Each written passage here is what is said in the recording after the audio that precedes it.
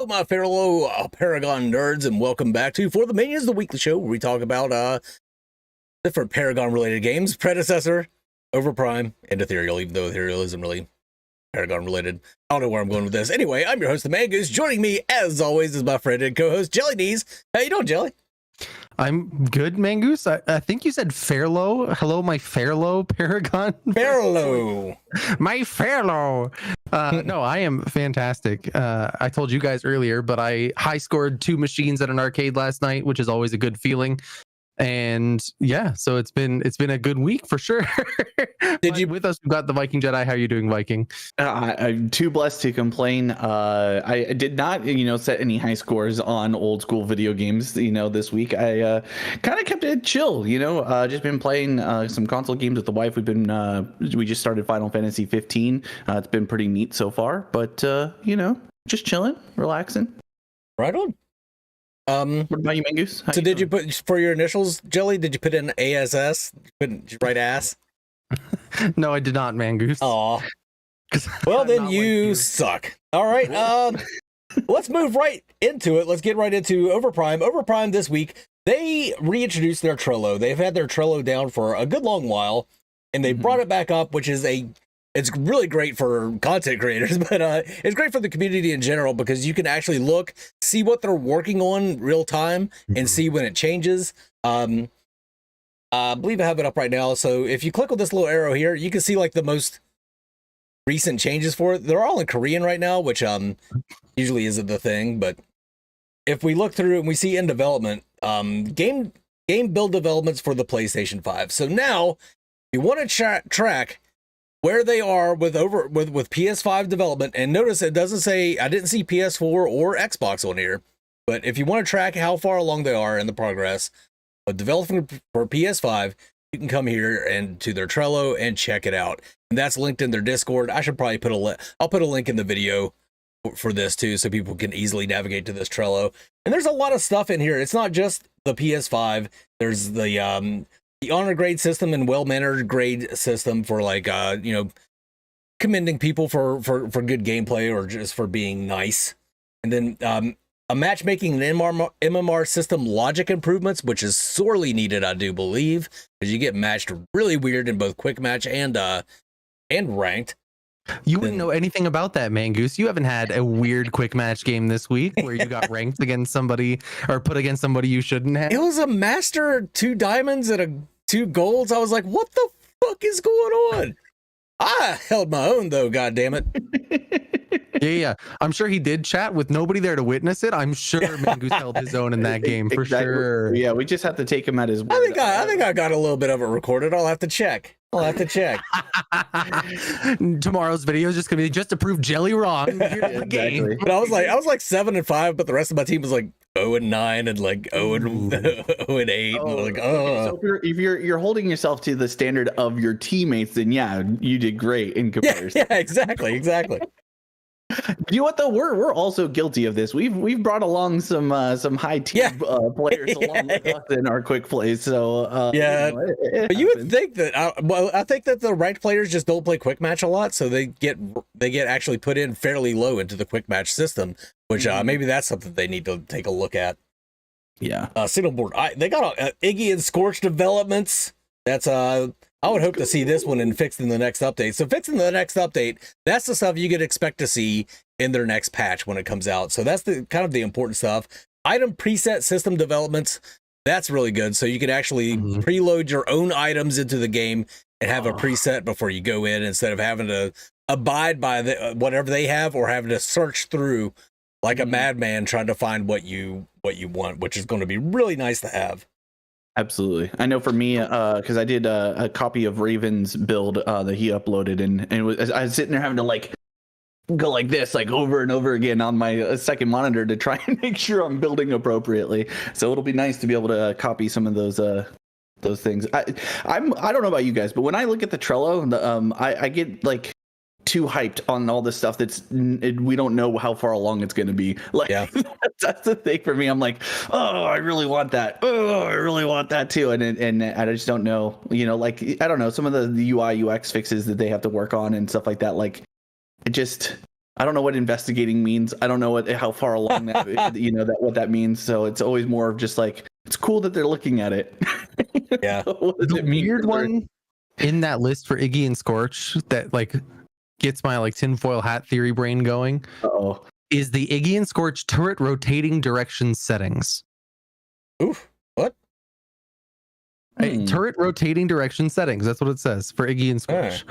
That to me sounds like it's going to be like a slider bar that I can adjust in the menu for sensitivity. But at the same time, I don't know what else it would be if it wasn't that. So like, so you can be able to control your own turrets. And Crunch doesn't have that same type of wording for any of his stuff. Yeah. So it doesn't. It's not like it's them trying to find the numbers for the ability itself. Or if they are, they're wording that ability completely different than they're wording anything else for the other abilities. And that's what makes me think like there's something weird that's going to happen with his turrets that is going to be interesting. Yeah, what I'm hoping it's not is a placement like where if you place it, you have to place it in a direction type thing, and that because that'll bum me out if it's not like where it automatically targets based off of whatever's close to it or something like that you actually place it in a direction instead of having 360 degrees. Yeah, maybe it'll just have a cone or something like that. Like I'll be okay with a cone. I'll be okay with a cone if the turrets are absolutely insane.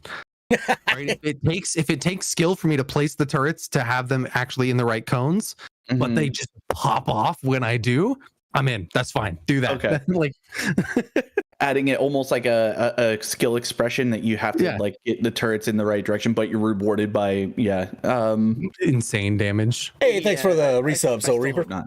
Yes, I still hope not, but I could see that if that's the case. I would rather not. Maybe it has something to do with his ultimate. I don't know. Either way. Another exciting thing that you see in the Fix the Next update, special item slot system developments, and they had a picture of this. I thought I saved it down, but apparently not. It's a separate item slot for your wards. Yes, which we've been not just your wards, right? There's something weird there. What else? What is that? That's what nobody can figure out. It looks like it's a recall slot. It looks like it's your recall. And like when you press the button, it would show that the recall is active on your bar to provide some symmetry from the ward slot.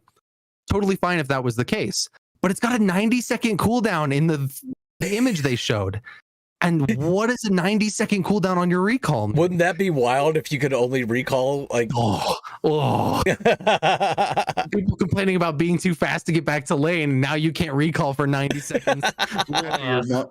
Well, that actually would be kind of the thing that I saw in their Discord when people were talking about it is that maybe it's a teleport. That they're going to make some other adjustments to how the speed of everything works. And instead provide a teleport that you can use every, whatever it is, 3 minutes, 5 minutes, 10 minutes to get to different areas on the map. Which that would be kind of wild. I would like, but I would not at the same time, because that means if they're adding a teleport, they have to slow down the game again. And the game already feels drastically slower in terms of movement from the last update. And if they do that again, it's just going to feel really different on top of it. And I hope that that's not the case purely because of that. Yeah, same here. I don't want that. Actually that could be absolutely the case. It could just be where the new smite icon sits. That it's not your item or your item goes there or whatever it is. And I think that'd be perfectly valid as well. I really hope it's not a teleport. As fun as that would be, I think it would just piss off more of the community. Yeah. And that's the last thing they need right now. Yeah. I don't think there's many ways they could do it without pissing people off right now. I mean, to be honest, pissing off the people that like it quick or pissing off the people that don't want it fast. If it's teleport, I think I agree. I think it would be really bad. I think it would also defeat a lot of the changes that they did for the portals. Like it would make some of that like null and void. Like if one guy portals through and now I can just follow him with the teleport. It could be fun. It could add some gameplay, could add some split pushing. But to be honest, I think Pred needs a teleport way more than Overprime does.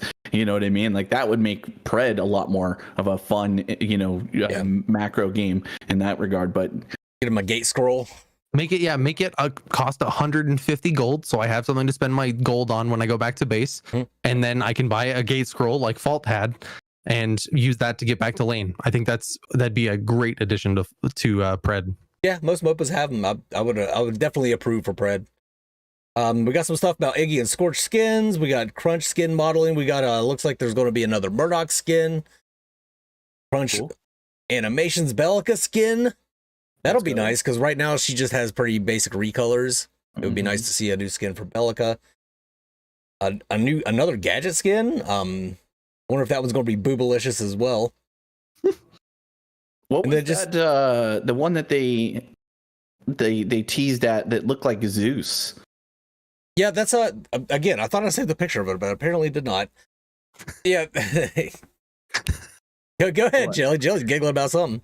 That skin, Triceracop, I'm calling you out because you pissed me off entirely with talking about that skin because it talks about wielding thunder, not wielding lightning.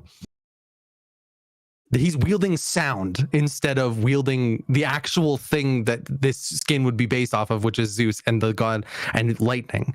So Triceracop pointed that out, and now it's just going to piss me off every time I see that skin unless they fix it. Because it literally talks about, it's like whatever the post is, something about thunder. Mm-hmm. Yeah, it looks like Zeus, and but he's got. It looks like he's got the beginnings of the Gideon circle behind his back. So that was the consensus we came to, right? Was that we thought it was probably Gideon, which would be cool. I mean, he's probably one of the most popular champions. Giving him another skin kind of makes sense. I mean, he already has a really cool skin. I kind of wish some of the other champions would get some love in the skin department, but it's hard to be upset when obviously Gideon is a money maker for sure.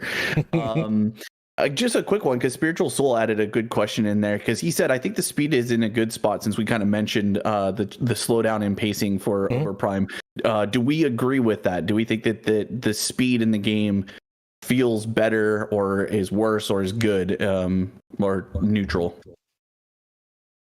I'm kind of neutral with it. I've gotten used to it now, but man, there's times where I'm running through the jungle. I'm like, man, I feel so slow right now, as opposed to where it used to be.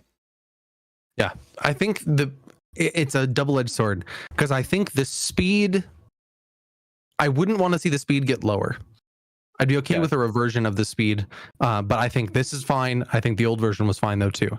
The thing that I think they need to figure out is how that speed doesn't become detrimental to greater output on the map. Right? When it's so easy to get from A to B, it's hard for anyone to push B while someone is A. Right? Like, so it's this really difficult balance that they're going to have to find between the speed where it is and that concept of allowing things like Wukong to split push and allowing these characters to do something else on the map without people immediately being able to show up on you every time. So I think we kind of mentioned this last week. My biggest take as far as like the improvement for me is that speed ups in the game now feel more rewarding when you use them, because you can actually outrun people that are still, like, you know what I mean? Because your speed up is faster than their sprinting speed in some cases, which to me is a good thing, right? Like they have to land some kind of like long range CC or use some kind of cooldowns themselves. Whereas like before it felt like, man, I used everything in my arsenal to try and get away, but they still were able to chase me down, which is, I think, is one of the biggest complaints that a lot of people have typically with travel mode, is that, you can't run away from people. They're always going to be able to catch you. At least in my games, I've noticed that, like, when I'm playing offlane, especially, I've been able to make good, route choices and run away and be able to outrun people. Have you guys noticed anything in that regard in your games? Does it feel like you're able to actually make some positional outplays and run away from people? Or I think the main thing that needs to change there is Spirit's Teardrop, that it does the ticking damage on people and it keeps them out from going into sprint mode, whereas you hit a wolf with Shibby, which is super easy to hit in long range. Now you can go into sprint mode and they can't, because they're taking that ticking damage. Items, stuff like that needs to be adjusted in some way, because that's kind of bullshit. What about like the actives though that give you, like whether it's a Muriel speed up or the item? Victoria's Secret, my favorite item in the game. Yeah, like those kinds of things. Like at least I've noticed when I have built those things that I've been able to actually gain value with them to be able to kind of either maneuver around in team fights a little bit better or whatever. It seems like it's more impactful because everybody else is a little bit slower. Those items seem stronger. But I don't know what it looks like as far as like, rotations across the map. Like if you're jungle, stuff like that, like is there value in getting those speed up items? That way you're getting to and from, you know what I mean? Like, does that make sense? I hope. I think there's more value to them now. Yeah, absolutely.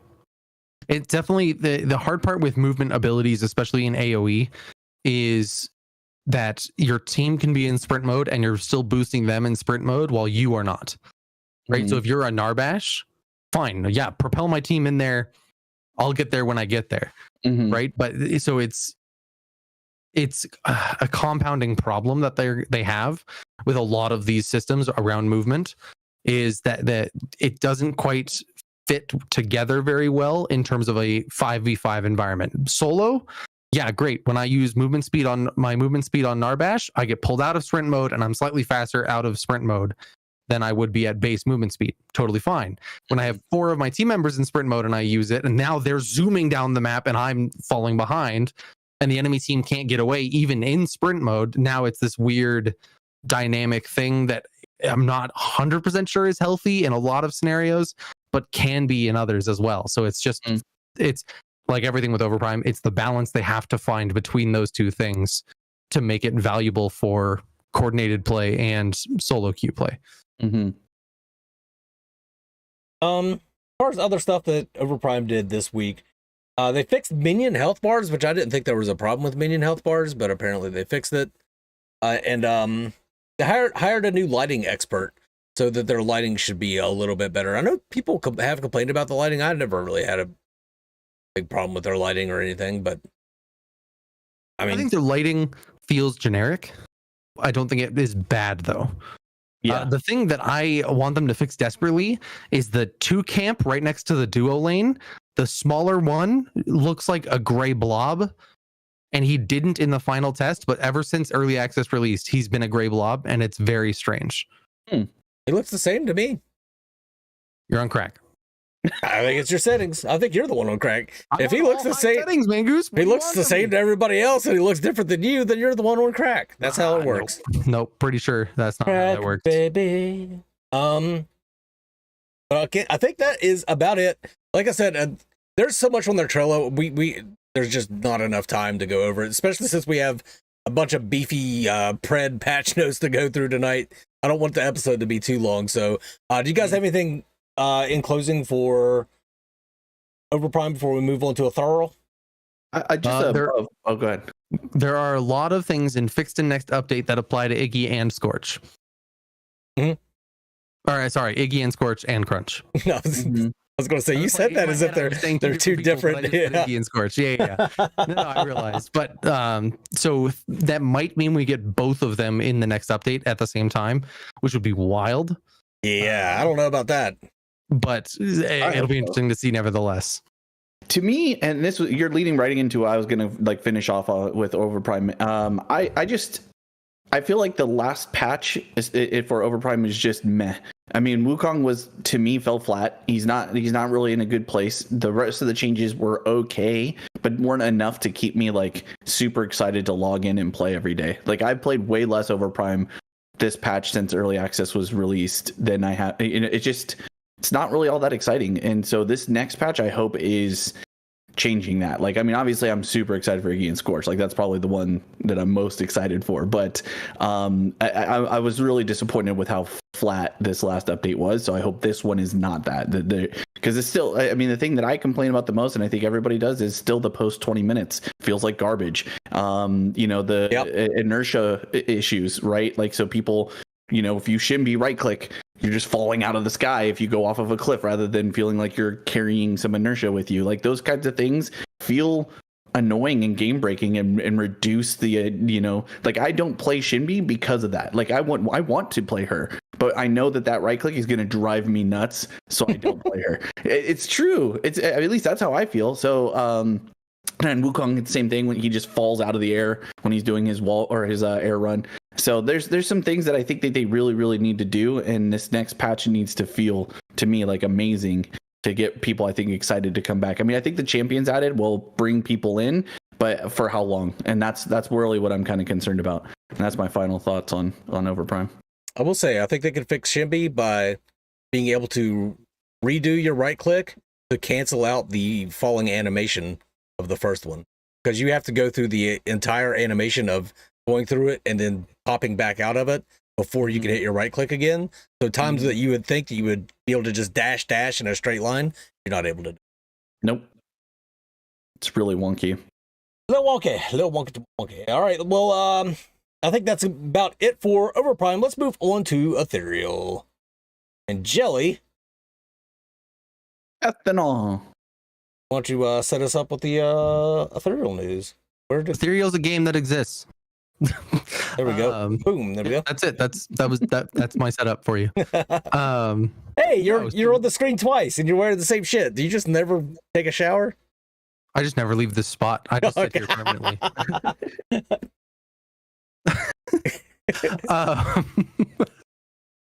No, so this week we had the TikToks, the marksman gameplay, as well as the Firelane breakdown, and then today we just released the video for the January update. So kind of a much more deep dive into the information that we've talked about over the last month, with in terms of like the lighting update, the bases, all of that kind of stuff. And just going into more detail and explaining all of that stuff. Same shirt. Exactly, Ruba. So, I mean, marksman gameplay, go watch that. That's a little hard to talk about, but there's some cool clips in there. My favorite is actually one that I included in the January update as well, is Dante sniping a Kalia mid-ult out of the air. Brilliant play. Love that a lot. Playtime was over indeed. Yeah.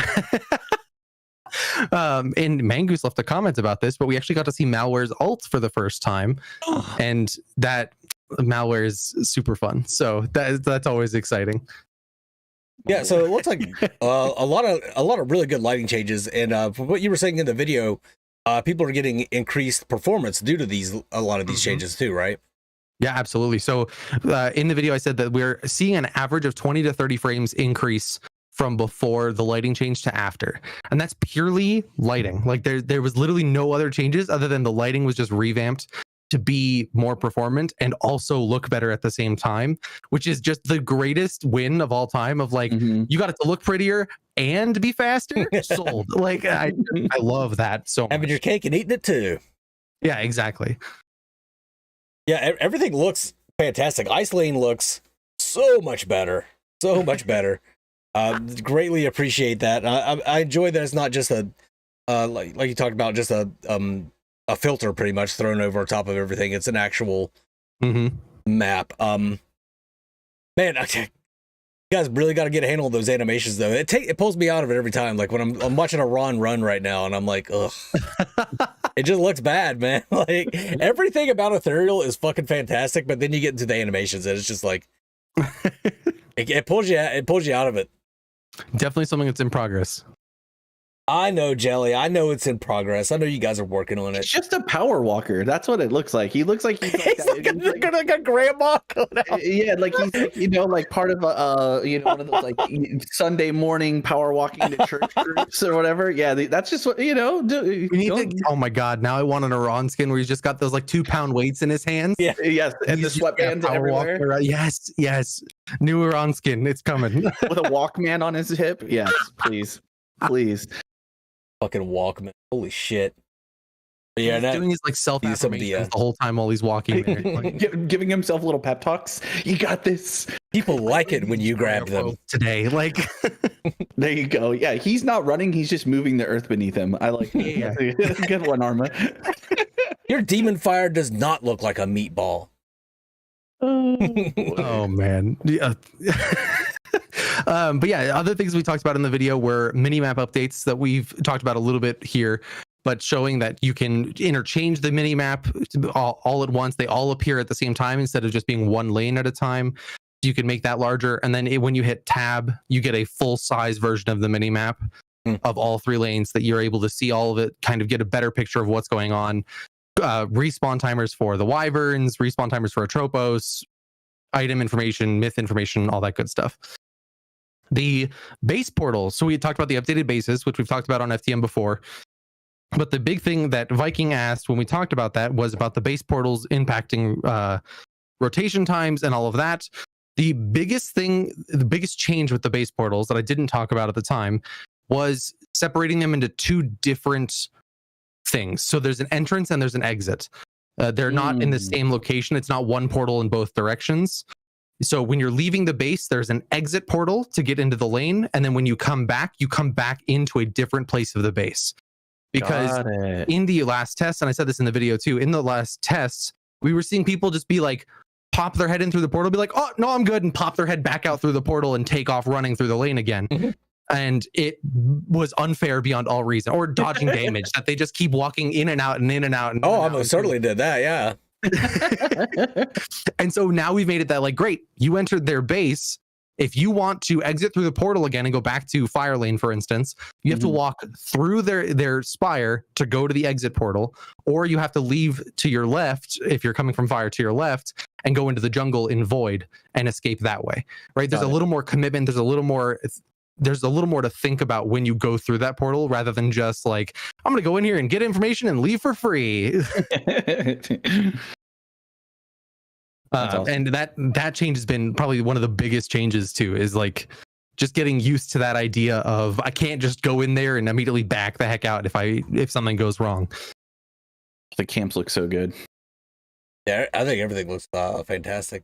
But, you also talked about the shop a little bit. You showed off the shop with all the different items in it, and talked about how there's going to be a shopkeep that you actually give your gold to in exchange for your items, which that's pretty cool.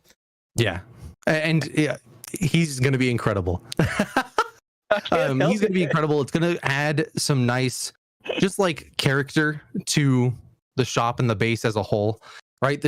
I always think about in Howling Abyss in League of Legends, the ARAM map. Yes. There's the shopkeeper that will talk to you and make jokes as you're back in the base buying stuff. And it's something that always sticks out to me. I don't even play a lot of ARAM, but that will always be something that sticks out to me.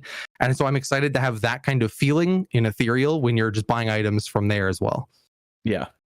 That's what I thought of too when you were mentioning it in the last video, was like that. Yeah, when ARAM, like, they have like special voice lines for different champions and how they interact with them, like Heimerdinger, like, oh, I studied your books in college or whatever. Like, they have like different things, and I think that just, again, adds to the immersion for those who are paying attention, but doesn't take anything away from those who are just looking to buy their shit and get out. Like, it doesn't it doesn't hurt the game in any way, but it makes the game a little bit more fun, and I love that kind of stuff.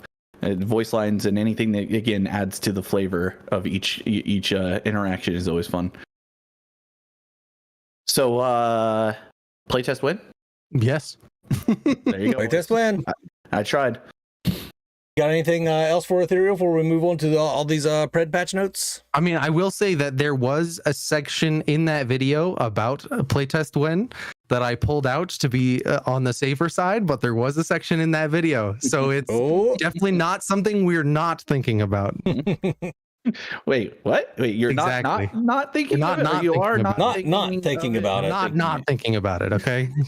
Got to keep that in mind. But yeah, I mean, the last thing I have for Ethereal is if you want to support the game, there is the Patreon. You get access to information early. There's a bunch of gameplays already, full gameplays up on the Patreon already. So that's, if you want early access to information and access to more information, that's definitely the place for it. Right on. Well, with that being said, let's move on to Predecessor. So we got new patch notes for Predecessor. Also, this week they posted their first leaderboards, which I didn't even look at. Medkit made it. You were number one. Oh, Medkit made it. Nice. Yep. That's awesome. I think he was part of, because they ended up, which I was a big fan of, and I'm sure we'll go into it a little bit, but they ended up putting out different leaderboards. So they did one for just across the board. So that included like 5 stacks and stuff like that. So the top 100 for that. But due to feedback, which I thought was super cool, they decided to do solo duo. And then I think they finally added just solo queue. So just people who soloed and oh, that's awesome. Made it into the top 100 too. I think a med kit was in there for the 5 stack. Okay. He was in there. But yeah. Other people that's awesome. too, but that's one I remember off the top of my head. So lots of people from the community made it in. So congratulations, guys. Lots of names I also recognize from the higher ranks of the Overprime ranked queue. Mm-hmm. And there's a lot of names that are on both of those leaderboards. Yeah. The balance changes, matchmaking improvements. We've tightened matchmaking search parameters. Our goal is always to increase match quality. Through this change may also lead to slightly longer matchmaking times. In addition, full parties of experienced players will have longer queue times, but should allow more time for the system to find the most fair matchup.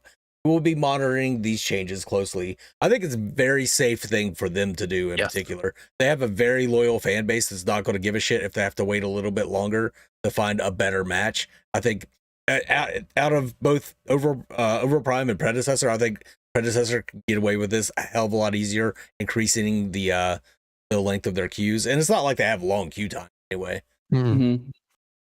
Yeah, and I want to shout out the Breadcast guys, because last week they actually had one of the devs from Predecessor on there that was talking specifically about matchmaking and kind of how that works, what they're looking at, all of those kind of things, and what the changes were with the 5 stack and how that manipulated things and all of that kind of stuff, which was cool to hear. Nice, right on. Yeah, I also with that, because I think they know that a vast majority of their player base are 5 stacking. And that they have to, be aware of the strength that comes with 5 stacks versus the solo duo queues, and what that does for the experience for players. So the fact that they're just like that aware of it, and even like again with the leaderboards, so they're tracking what's being 5 stacked, what's solo duos and all that stuff, which I was very, very impressed by it, and I think it will make the game healthier. Because if for me, and I think you guys probably agree, if I'm in a 5 stack and it takes me about 5 minutes to get into a game, I'm not that upset. If it takes me 10-15 minutes to get into a game, I might be starting to get a little grumpy. You know what I mean? But if we're talking like 5 minutes, so maybe a minute to 2 change for the trios and solos and duos, that's fine. I won't be upset. That's another thing they're doing, though, is they're reeling back the party modifier. If you were in a party, your MMR was inflated a little bit. They're bringing that back down a little bit, I think, which is probably a good thing. I think most people play with similar skilled friends, really. So, and then we play with you, Mangoose. So. And then you guys play with me. Actually, in Pred, of the 3 of us, I'm probably the one holding us back the most. But I also play solo. Yeah, 100%. So it doesn't really matter. I'm just in my own little island. So. Yeah, you're definitely you. That's fair. I'll take it. I get so angry in Pred. Yeah, you. Or just with me. Oh, with me. Yeah. Some other hero changes. This hero changes, but they have right here. Health and mana regeneration and base increased from 12.5% per second to 18 per second. Thank God. It was it took a long time to regen your mana and base, like a little too long, I think. And various hero recommended items updated. Jelly, I think they've already done some pretty good work with that. Jelly, you noticed that when you played Richter Jungle the other day. Like, they've been tweaking that as we go, and it looks like they're going to be tweaking that a little bit more. Yeah. Talk about S Factor. The heroes S Factor is their scalar in terms of how much of their stats they get from their growth. Here with a larger S Factor, it's just talking about how some heroes scale better than others, pretty much.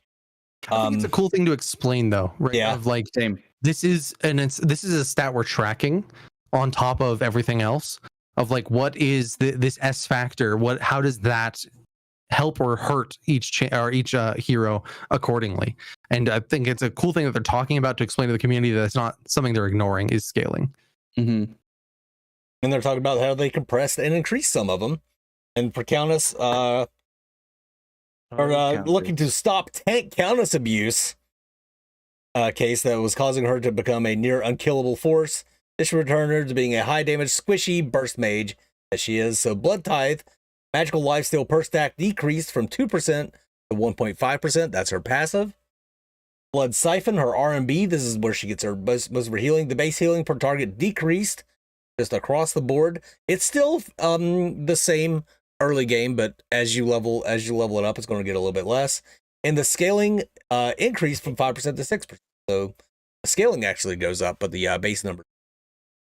Even flow or even tide, her E base damage decreased just across the board. Again, still the same early game, just a little bit decreased later game, but the scaling has been increased from 70% to 75%. So I guess the main thing that's going to make her a little squishier is that the magical lifesteal per stack. I mean, that's I mean, it doesn't look like that much, 2% to 1.5%, but that's times 10. Huge. Yeah. Huge. That's something that if a Countess gets to that 10 stacks, she is going to be a menace in your game. Even if she's easy to kill, she will get one with her every single time because she will just survive long enough to do so. Yeah. Right. And so lowering that a little bit is even at 10 stacks is going to be very useful for sure. Do you guys feel, because when I was reading this was my take on it, but do you guys feel like this pushes her to jungle more or to lane more? Because I have my opinion on it, but I'm curious what you guys think. These changes. I think it just keeps her the same. It just makes her a little less effective at both. And I think that's fine because she was a little too effective right now as she was. Mm-hmm.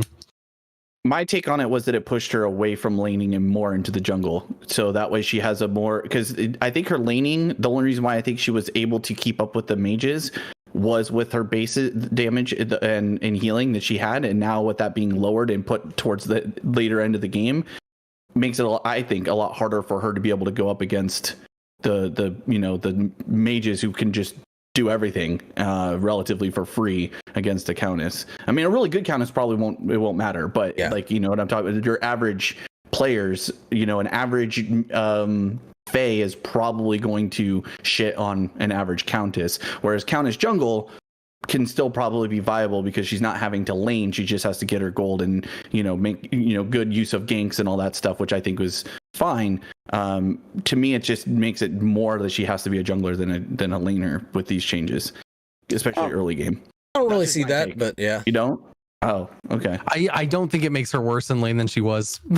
I think I think she already wasn't great in lane. lane. Yeah. That's my feeling right there is that I believe I think you're absolutely right, Jedi, but I don't think that this is going to make her even better into the lane. It doesn't put her back in. It certainly doesn't put her back in the lane now. Right. To me, it makes it, like I said, that if you're wanting to play Countess, you're probably better off playing her jungle, because I don't think she's going to do well into tanks and off lane. She doesn't have enough to be able to kill them, and mid lane she's just going to get pooped on by the mages. So where else does she go? At least my thoughts. That, but maybe I don't play that much Pred, so the Pred guys, you guys can weigh in, I guess, and let me know. Meghead says she's not a good jungler, and I trust his judgment. But I think she falls into the same problem Feng Mao does, where she doesn't do the thing better than her laners, or the other laners in her corresponding lane, and doesn't really do anything better than the other junglers. And so she's more of a jungler than a mid laner, but that's not to say that she's a good one compared to the other junglers. Right. Like and that Feng Mao is the same way, which is what amazes me about these next changes to Feng Mao. Yeah, Feng Mao. I was very surprised to see this. Yeah, Feng Mao has been seeing slightly too much success with bruiser builds that were shifting some of the power scaling from his ultimate into penetration. This will help retain the strength of his execute and reset playmaking capabilities with assassin builds, all whilst keeping his bruiser builds in check. So okay, before you get into this, Feng Mao has a bruiser kit. Stop trying to make him an assassin. That was my first thoughts too. I was like, why don't you just make him a bruiser then instead of he's being too trying successful to with the force assassin with his kit? Yeah, like wow, what a surprise! Stop trying to force him to be an assassin. Then, like, it's just a weird decision to be making. He has an execute ultimate, and that's his only assassin ability. But he's an assassin. Like, it just does not make sense. And then the fact that he was doing well with bruiser items only pushes that further.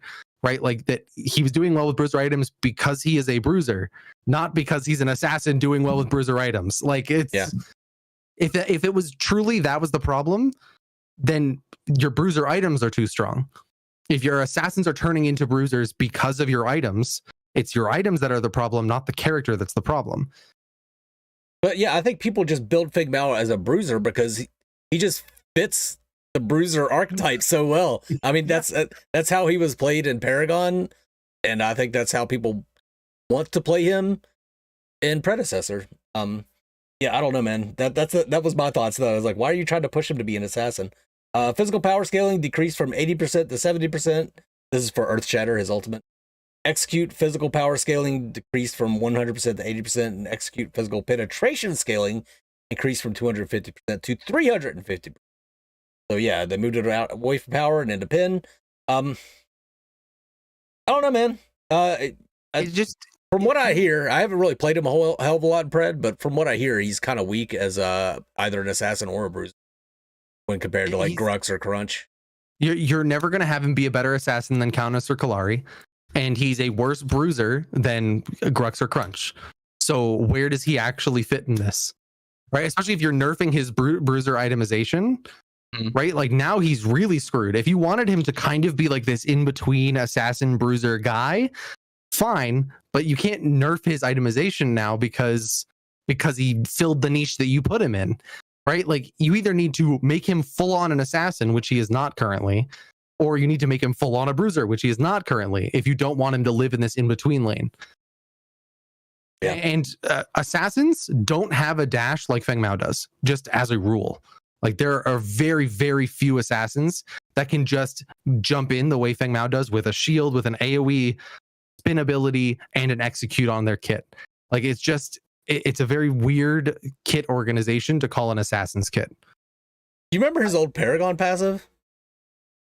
His defensive abilities would buff his offensive abilities, and his offensive abilities he was like about balance, which fit his lore, but not much else. I think the thing that's frustrating is, in Clorox I think hit on it, is that he was already probably not picked very often as an off lane or jungle, and now he's going to get picked even less.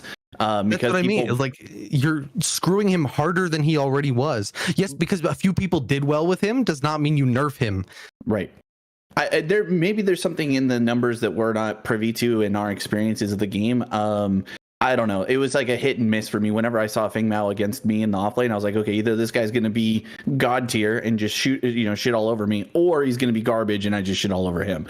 The bruiser build made him, I guess, probably more noob friendly, whereas the assassin build is going to require him to be way more efficient at doing what he does and make him a lot more of a skilled champion, which is not always a bad thing. But I feel like, I don't know, there's not enough in the game currently substance wise for there to be really high skill level champions that push him away from the general public. Like, I think you need more access and more, champions viable. Yeah. And I feel the same way, to be honest, about the changes that they did for Countess. Like, okay, so Countess finally found a build that made her, viable in a bigger scale. Granted, it was probably too strong. So nerf the items that made her too strong, which I know they do in this, but like, you don't need to nerf her and the items that made her, viable and strong. Like, I think that there was probably, that's just my take on it. It's like, why are you taking people away from being picked? So now we're just going to go back to, well, we don't see Countess anymore. We're not going to see Feng Mao. We're just going to see the same mirror 5-on-5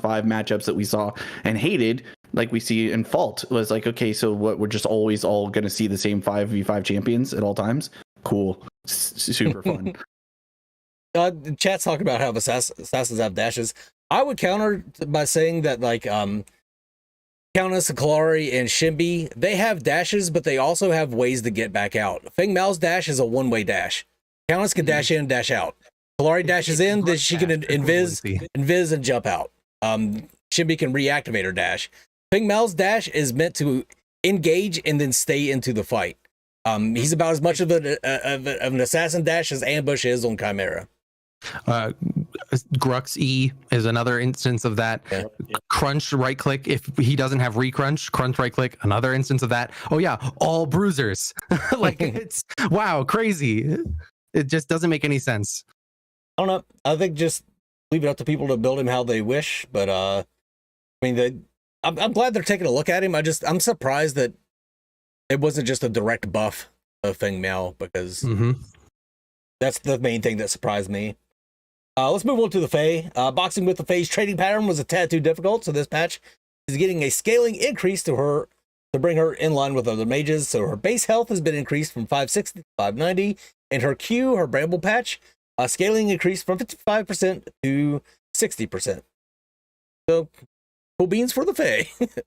she's people really underestimate her E because it gains damage the more successive times you hit it within a certain time frame.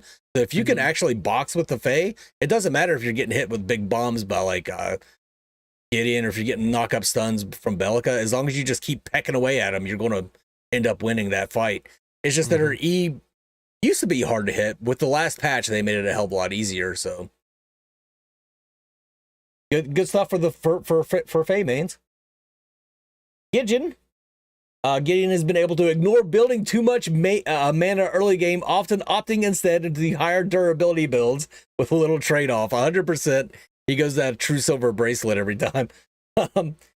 So we're increasing his cost a bit and to his main damage and mobility to incentivize a little more mana in his item builds, or to force more careful play when utilizing the magical bruiser itemization. We're also increasing his scaling a bit, like we've done with the Fae, just to make sure he can compete in the later stages of the game. So scaling increased from 65 to 70% for his Q, his drop in the meteor, and mana cost increased, stays the same at the start, but it goes up as time goes on. In Torn Space's E, the mana cost is just a flat increase from 60 to 80. I think this is great. I've faced way too many Gideon's mid lane that just, it seems like they're just blowing through their abilities while I can't do that at all, or I'll run out of mana, but he's just whipping stuff out, but still has plenty of mana to escape with his E, and it's like, what the fuck, man? Like, why can't I just do that? There's an amount though that I'm terrified the fact that they're increasing their late game scaling again, because some of these mages get to late game and will just pop anybody. It doesn't matter who you are, what you're doing, and now we're giving them another opportunity to do that. Ugh. Yeah, Clorox, I'm not saying building True Silver first, but like they build it pretty early into his build. A lot earlier than you would expect that kind of item. I have seen it built first, though. I think the mana increases hopefully will be felt more, because I agree. I think, and this applies to all the mages. The mages are getting a lot of love here, which is going to be interesting to see how it shapes the meta. But are we going to see more mages in the off lane? I don't know. Either way, I wish the mana meant more, because it seems like for me as a solo laner, my mana is gone in like two fights of two waves, whereas like it seems like mages just never leaving lane. They're always mana. They can step off, get a buff that gives them mana back, and then they're going back into the lane. And like, you know, Gideon, he's farming for free with like just nonstop Qs and right clicks. It seems like to me. And now granted, I'm not a great, you know, pred player or anything, but it does. I hope the scaling, because I do think it should be where when you press your buttons, you're doing so not just to be like fishing for landing a Q, but you're actually like, you're having to choose, like, am I going to farm with my mana, or am I going to, you know, do damage with my mana? Like, what is this? And it doesn't seem like they have to make a choice. It's like, well, I could just do both. Like, you know, so I don't know. Hopefully it changes, because it does seem like the mages get away with it a lot. They just get to stay in lane all day. I think if they wanted to make a nerf to the way they use mana, they needed to nerf Alchemical Rod, the tier 2 item that builds into Azure Core, I think it's called. The one that the more minions you get, the more mana you get. I think that's the route they should have taken, but whatever. What do you know? What do I know? Howitzer! As with other heroes, we're increasing Howitzer's scaling a bit to ensure that he can keep up. Oh, great. For a bug fix for him, fix an issue where Howitzer's slow grenades R&B description was displaying the incorrect amount of bombs. R2000 missile, his Q, that's the only thing that's getting scaling increase from 70% to 75%. So now that fucking missile is going to hit even harder. Dude, Howitzer. Huzzah. Oh boy, when we played those games, dude, Howitzer was the most annoying. He was playing in the solo lane. He was just pooping all over me. Trying to gank him was almost impossible if he had his ultimate up. Plus his knockback with his. It was just so frustrating and annoying. And then he also has a flash, so it's like, dude, what do you do against that guy? And then he can just scale indefinitely and then team fight better than every other mage. Get the fuck out of here, dude. Howitzer to me is like Chimera. He's just too broken. I don't understand it. Super predictable though. A lot of these changes, especially when we get Shinbi later on this month, we're just gonna see mid lane mages going to off lane almost every game. Because off lane character selection equals you play Crunch or you play Grux. That's it. And the only way to switch that up is to be taking all of the mid lane mages we have and throwing them in the off lane, and giving them later and later game scaling is only going to increase the potency of them in the off lane, because that's the lane where you just go to scale. Like, just go hang out, chill for a little while. Then when you're howitzer at level 12, you can just annihilate anybody you want. It's fine. Like, it's they need to figure out that balance of pushing people out of their lane because there's so many of them, and now we're buffing them all, and like it's a little wild. It's a scaling problem for sure. I don't think Howitzer's as bad as it used to be because people have learned how to play against him, and he's super predictable. Like, like, oh, he's getting low, let's get the stun ready for when he tries to fly up in the air, I think the biggest thing with Howitzer is his rock paper scissors feels the worst, because it's not rock paper scissors as much as it is it's not a choice of I'm throwing rock, he's throwing scissors, I win because I threw rock. It's I am rock, he is paper. If I don't have scissors around me, I'm just screwed. Like, it's so it's this weird balance with his ultimate, especially of if you're fighting a howitzer one-on-one and have no way to get him out of his ultimate, you're just screwed. There's nothing you can do about it. Flashing doesn't mean anything. His range is insane. Like, you're just SOL. Yeah. There's not enough ways to be able to aim CC him out of in like 1v1 situations, or even like 2v1 situations. You just, if you don't 100 to 0 him, he gets out. It feels like just go Galaxy Greaves, jump up to him and beat him down. Yeah. Okay. Sure. I'll make sure I'll take that on Grux next time. Versing him on Kalari's first clear has become infamous for its speed and how quickly she can come online. We're looking to slow it down a bit, as well as slightly decrease her dagger scaling to tackle her tendency to snowball.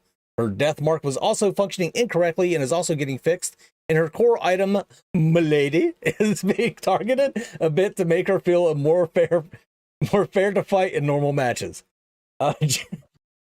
General base attack speed decreased from 120 to 110.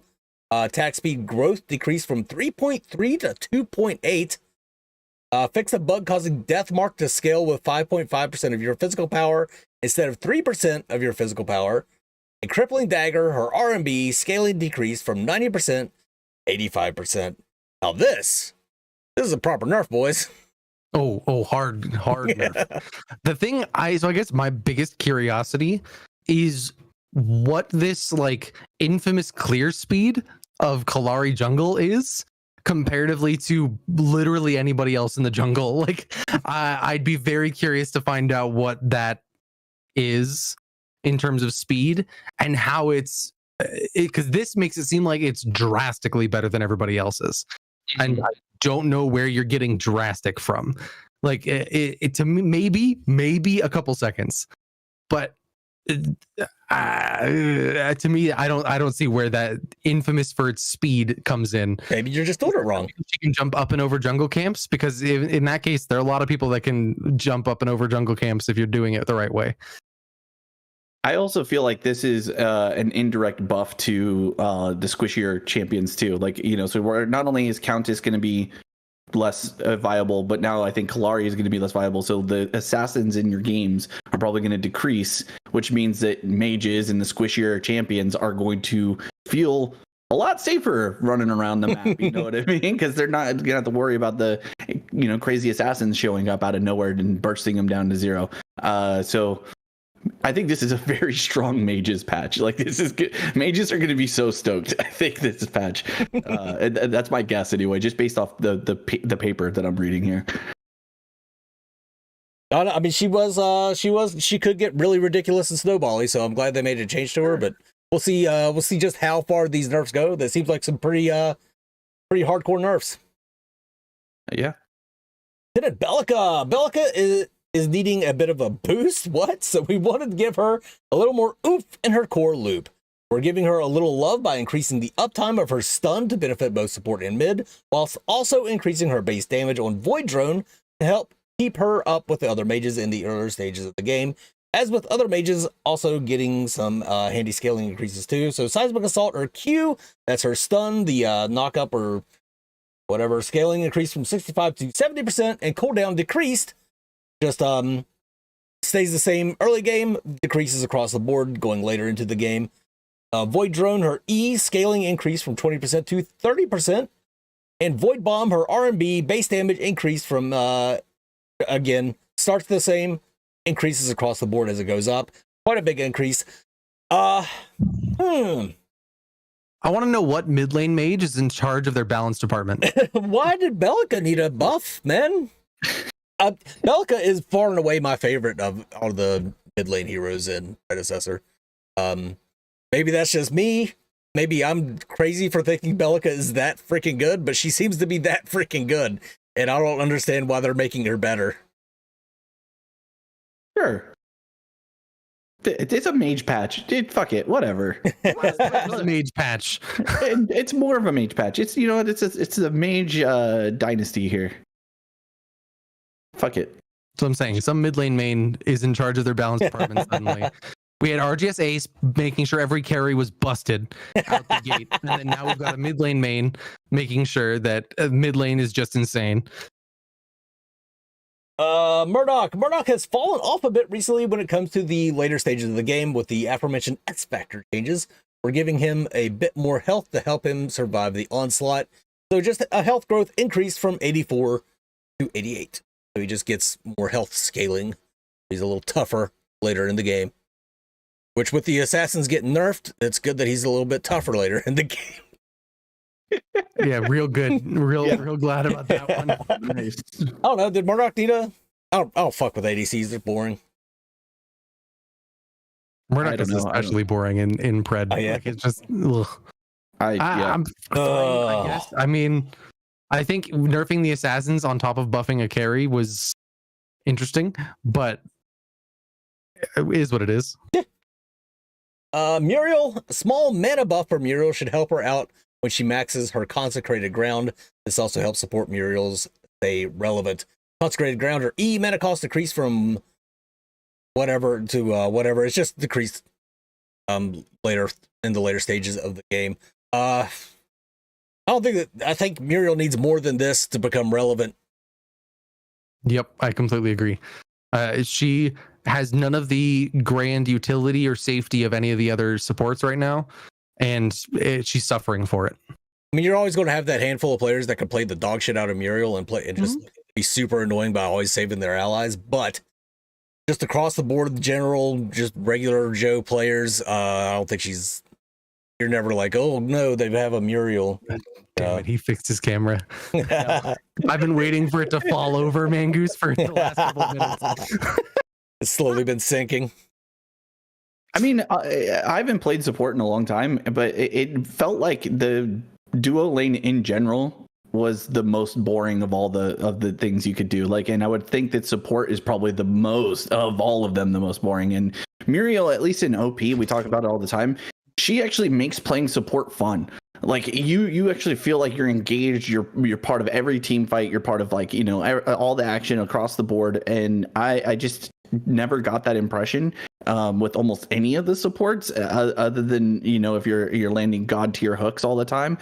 It just, none of them are all that exciting. I know that they bring a lot of utility and you know, they're still valuable, but is there really anybody who's like, God, I can't wait to queue up for support? Like, you know what I mean? Like, maybe there's a handful of psychos out there, but like, really, I don't know. Maybe I'm crazy.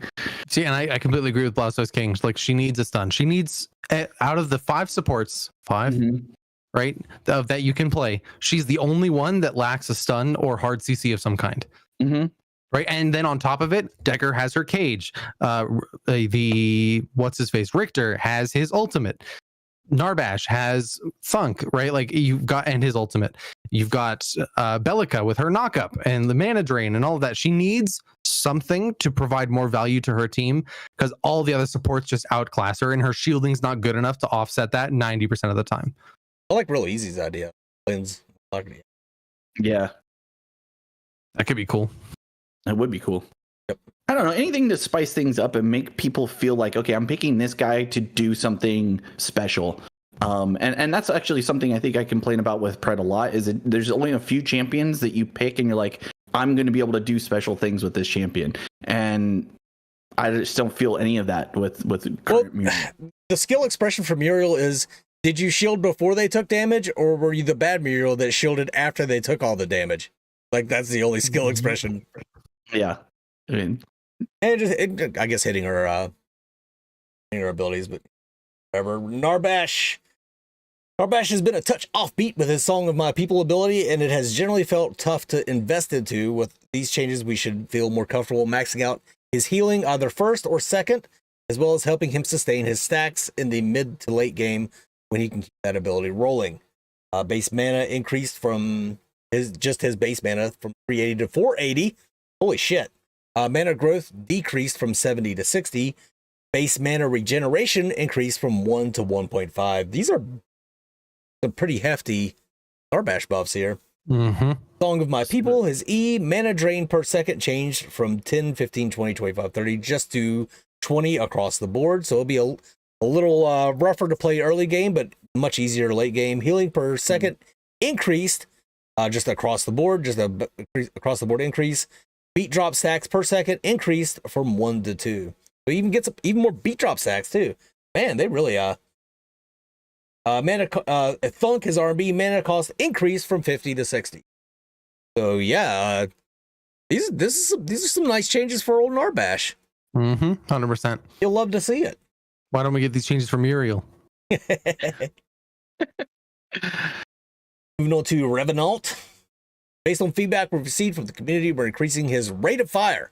We're also looking to increase the damage on his fourth shot, specifically against high health targets, to emphasize his trading pattern in lane and to make sure that his fourth hit feels much more impactful. His base power and obliterate damage have been reduced to compensate and make him more about poking with his fourth auto rather than just shoving. Alongside this comes quality of life changes to make obliterate better track your target to help avoid those pesky near misses. Speaking of obliterate, magical power scaling has been increased and has been added to Scar, better pair with the enchanters that can build crystal tier to increase his damage. What this means is that magical power Revenant may now be a thing if you're feeling spicy. Astral Catalyst Revenant. They made it a thing after I said it last week. Here we are. But I am glad they increased his rate of fire. I know a lot of people in the community were talking about it, and when I played him, that I sat there and every time, like every shot, I was just like, oh, it's just a little behind. Oh, it's just a little behind. It just feels like it's a quarter second later than I want it to be to feel good. Yeah. And that hopefully this addresses that, because I think that would be a great change. And yeah, real easy. I'm with you 100%. I just like that they're kind of changing like that fourth hit mechanic, because that's what makes Revenant fun, is that you have to hit your shots, especially that fourth one. You can't just spam that shit like Murdoch or Sparrow or something. Like, they need to hit their shots too, but it's a little bit more impactful when you miss on Revenant than them. I completely agree with you, except that fourth shot getting buffed is wild. Yeah, it deals a ton of damage.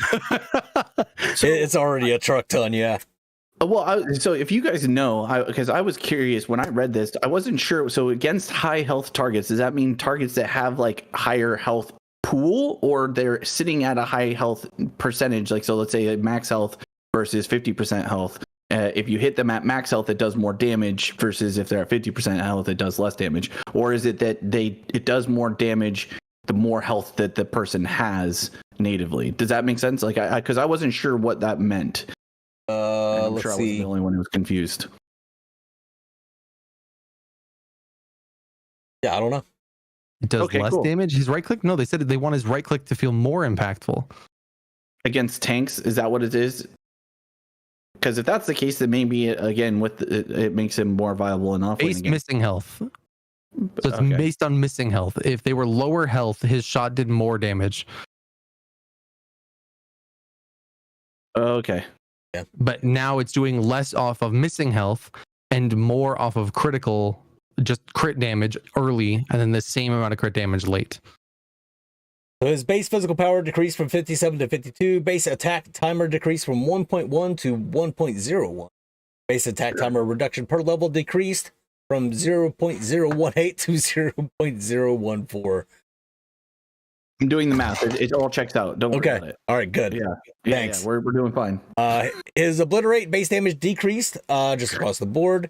Scaling decreased from 50 to 40%. Consecutive missiles modifier increased from 15% to 20%. Magical power scaling increased from 75% to 100%. Range increased from 1500 to 1750. And cone angle decreased from 60 to 55. Which is actually, it seems like that would be a nerf, but it's kind of a buff to Rev because you want to be less targets to accidentally hit with that shit. Yep.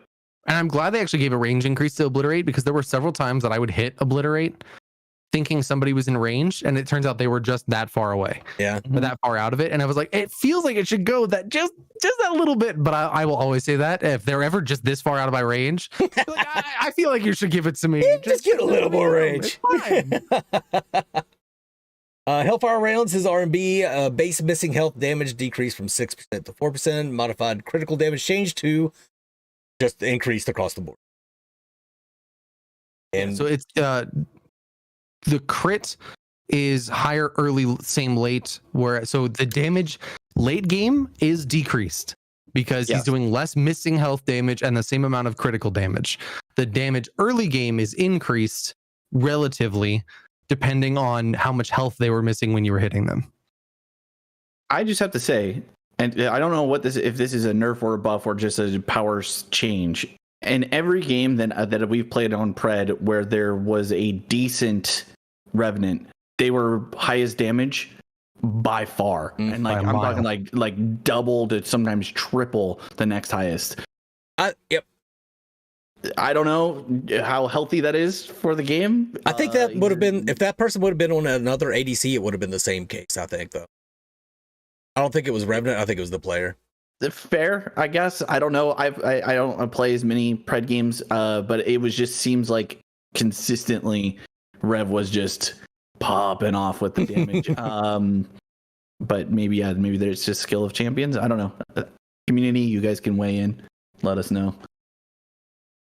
Richter, we're bumping down Richter's health just a smidge to compensate for the S factor changes that are now giving him more health in the early game. General base health decreased from 560 to 540. I don't really see any problem with that. Yeah, Richter, he's a champ. Yep, he's up there in terms of the supports. So bringing him down a little bit is valuable. Also, still pretty viable in like off lane, and you can make him work in jungle too. So I think it's fair to play with those a little bit. Severog. Seb is getting plenty of compensation in this patch due to Fire Blossom nerfs. We've increased his overall survivability and helping out his early siphon damage a little bit to make stacking and trading feel less punishing. So his health growth increased from 92 to 102. Base physical armor increased from 28 to 31. Siphon base damage increased from just across the board. Phantom Rush, his R&B cooldown decreased across the board. So he'll be a little more elusive, deal a little more damage, and he'll be a little more tankier. I think this is good. I really like Severog. I love playing Severog in Predecessor. However, anytime I've played a Grux or a Crunch, I've just destroyed. And somebody was playing Severog, I've just destroyed them. To the point where they weren't able to get online later in the game and get their revenge. Whereas on the other hand, to that late game with a bunch of stacks, he'll do super well. But if he gets shut down early, he'll suffer the rest of the game.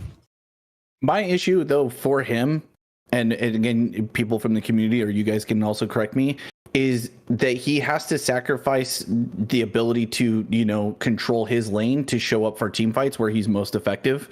That to me is the problem. Like without a teleport or anything like that, when you're playing him in solo lane, you're so far away from the action so much of the time that you just, like I said, you're either sacrificing that you're going to be in lane and getting your stacks to show up for team fights to be effective. And so again, without a teleport or something like that to where he can actually be involved and do what he does best, you really are only going to see him effective after you're, going for the big pushes to end games. You know what I mean? Like it just, and I think that's the unfortunate. He just kind of feels really off on his own and not being as effective as the tank that we need him to be. Yeah, it takes him a little bit to get online, but great hero. Feels really good to play in, Brad. He feels Very nice. slippery. Very slippery. It's surprising how far away he gets. Like, yeah. Like ganking him is hard. It's not easy. But yeah, I don't know. I would love to give maybe it's because I play so much solo lane. I wish solo lane felt like it mattered more before things get to the serious late games. It just feels like you're on an island just waiting to be ganked. That's all it feels like. Waiting for your jungler or their jungler. One of the two, because you can't ward enough to be able to stop it. So it is what it is. You're just waiting up. I guess I stepped forward just too many pixels and now I'm dead. I think a lot of that also comes down to everybody having blinks too, because it's like, yeah, when I'm mid lane, like, I'm like, I don't really want to go over to off lane because he's just going to blink. Like, there's no reason for me to go over there. Or while you're running, you're rotating to maybe do a gank, you're gonna encounter their jungler that you didn't know was there. He's gonna come around a corner, and then now you're just dead, and you've lost your surprise, motherfucker. Yeah, you just lost your lane pressure and all that. It's just, yeah. Then we got Steel, Swiss Army Steel. Steel continues to be a menace due to his easy trading pattern and powerful jack of all trades kit. Hey. Yep. We're knocking down his damage a bit and decreasing his potency when trading with Shield Bash to force him to commit a little bit more to get the value he desires. So Shield Bash is R&B, that's his bonk. Base damage decreased across the board. Stun duration decreased from 0.5 seconds to 0.3 seconds. Range decreased from 325 to 300, so you got to get a little bit more in their face to hit him with the bonk. And Force Shield is E. Base damage decreased across the board. Yeah, Steel is just... He's a menace, both Overprime and Predecessor. Steel is just a good pick. Yeah.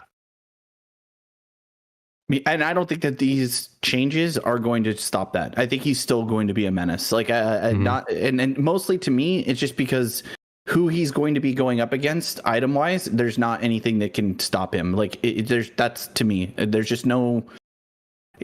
I don't know. When I think of like playing Grux into him, well, I just if I queue him into me, that's where he wants to be anyway. So like I just put him next to me, and he's just gonna right click, and then he still has his knock up with his Q. He gets all the shielding.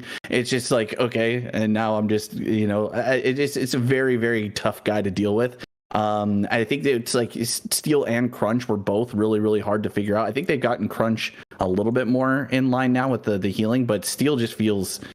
He feels so strong. And I don't know how he is as a support, but in solo lane, he's so fucking frustrating to deal with. You don't ever feel like you're winning the trades. Like you're just either going even or he wins. Here's the thing with Steel. I don't think they're adjusting the right thing. The thing that makes Steel so good is his Q has priority over every other ability in the game. It's like Jelly was talking about rock, paper, scissors. You got rock, paper, scissors, Steel. And Steel just beats everything. Like that Q, you started your smash and grab? I'm just going to Q now and you're done. Oh, you started this? I'm going to just Q now and you're done. Oh, you think you're going to dash? I'm just going to Q now and just knock you out of that. Like his Q it cancels everything. Yep. Big true. And also he could throw his E down and then stop like the minion aggro from hurting him while he's still getting to trade into you. He's frustrating to deal with. Fun, frustrating to deal with. Like a good Steel player will fuck you up. Oh yeah. My favorite item. Item changes. Phoenix. Due to community feedback, we're lowering down the time it takes for Phoenix to expire to better allow players to wait out the effect rather than feeling like they have to force a kill. Rebirth location marker duration decreased from 6 seconds to 4 seconds. So you respawn faster after you activate Phoenix. So instead of everybody just huddling around that little ball, wait for like a Greystone coming out of his ultimate. Go ahead, Jelly. This item we had the greatest laugh about yesterday because we were playing Predecessor. So weird. And I'm 99% sure it was the interaction with the way this item works. Is I activated Phoenix on Chimera. I then got killed, but I think I got killed like right as it was about to expire or something. Like the timing was perfect. So it gave me the death camera onto Mangoose's Bellica, but respawned me as Chimera, so I could move from Mangoose's perspective, and Mangoose had to like chase me around the map in order for me to see where I was going. fantastic bug. 10 out of 10. Would laugh again. Incredible bug. Jelly was playing a fourth person MOBA. Dude, For really like weird. 5 minutes until I died again. I had to die in order to get it fixed. But we took Mini Prime with me like that. It was the greatest thing on the Yeah, planet. because all of your abilities still worked. Like it was wild. In that same interaction, like as we were fighting in the jungle, I got teleported to where I think your thing was supposed to revive you somehow, and I was fighting another guy, and I got yoinked back some. I don't know what happened. It was the weirdest bug. So I know you probably sent that video to somebody, and hopefully they could take a look at it. But it was hilarious. Like You activated Phoenix in the fucking Bermuda Triangle of their map. Yes, it was fucking weird. You should upload that clip somewhere, like on the FTM channel, so people can really appreciate it. Yeah, that shit was funny. Channel. Go Did join you? the Oh, maybe Discord. Maybe I missed it.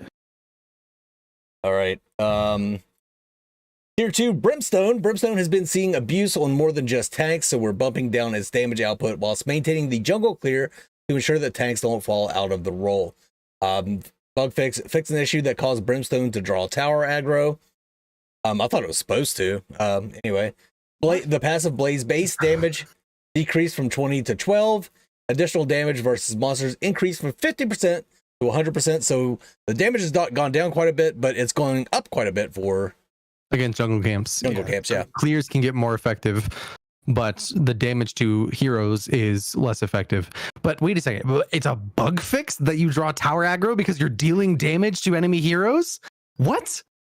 Yeah, I thought that was supposed to work that way. That if you had it like that was like the drawback of using a radiating damage or a item like that, is that you will draw tower aggro if you. Yeah, because you'll deal damage to an enemy hero, so it pulls aggro onto you. That makes this item way better, actually. Like, yes, it's nerfing the damage, but the fact that I can stand under tower against an enemy and still do damage without taking aggro, incredible. But best buff in this entire patch list. Yeah.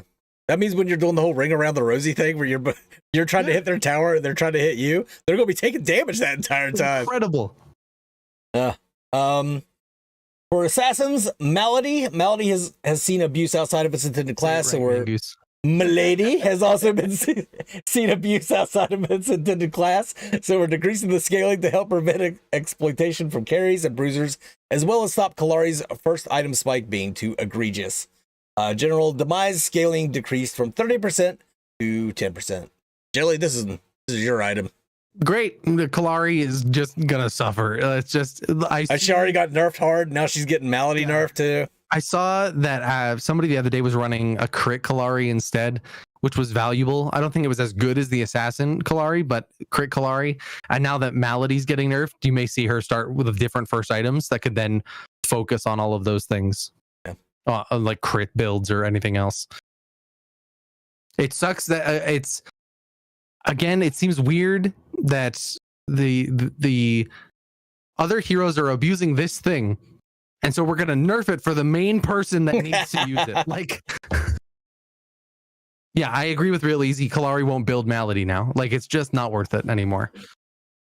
Nightfall, general bug fixed an issue where the Eclipse passive was granting 10% Omnivamp rather than 5%. Oh, that quite the unintentional buff for that. Mage, Mage optimization is getting a big shift to allow mages to access more magical power in the later stages of the game without affecting their power in the early game. Some of the early game items like Azure Core had their scaling increased for this purpose.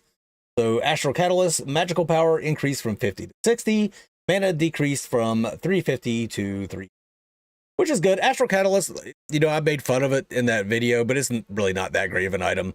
Like, here's the thing with Astral. In niche cases, it's not actually incredible in all cases. People like lost their mind. Anyway, the thing is, like, when you get those full resets, like you drop your ultimate and then your ultimate is immediately reset, everybody's dead. So there's like nobody use your ultimate on anyway. So it's not as ridiculous as I made it out to be, of course. But so I think it's kind of nice, the mana decrease and the magical power increase. Azure Core, this one's kind of a problem. Arcane magic passive scaling increased from 3% of maximum mana to 4% of maximum mana. I'm surprised they're buffing this. I mean, you just need it, The thing... Well, you usually don't even build Azure Core until you've built a few other items after you've built the tier 2 alchemical rod that builds into Azure Core. The thing that I kept thinking about while I was reading through these patch notes about the magic power, especially, is when they released Decker's kit and released her numbers, and we were all sitting here going like, she's got what kind of scaling on these abilities? Yeah. Right. And they're like, don't worry, items don't give that much magic power. And we're like, oh, okay. And now they're buffing magic power. And I'm just going back to that being like, maybe I should play Decker off lane or mid or something. Like full damage Decker sounds really good. Ugh, I don't want to see it. I don't want to see it. Combustion, pyro passive, base damage decreased from 80 to 70, scaling increased from 10% to 18%. Very powerful passive. And it's, I mean, overall, it's getting a buff later into the game. It probably was a little too strong early, so I think this is a good change. Dreambinder, we're shifting Dreambinder to give it more offensive applications rather than defensive ones to make it more viable on mages and not just magical power bruisers. So general cost increased from 2,900 to 3,000. Magical power increased from 60 to 80. Who are the magical power? Countess. Assassin. Okay. Fair enough. I mean, with the tank meta. Richter could make really good use of this. He's a magical power bruiser. Oh, okay. There you go. So Richter. Health. Got it. Steel, technically. Yeah. I don't think Steel was ever building this, but no, but if he really wanted to, he could build magic. Sev could build this. Sev could build this, yeah. Okay, sure. Health decreased from 350 to 250.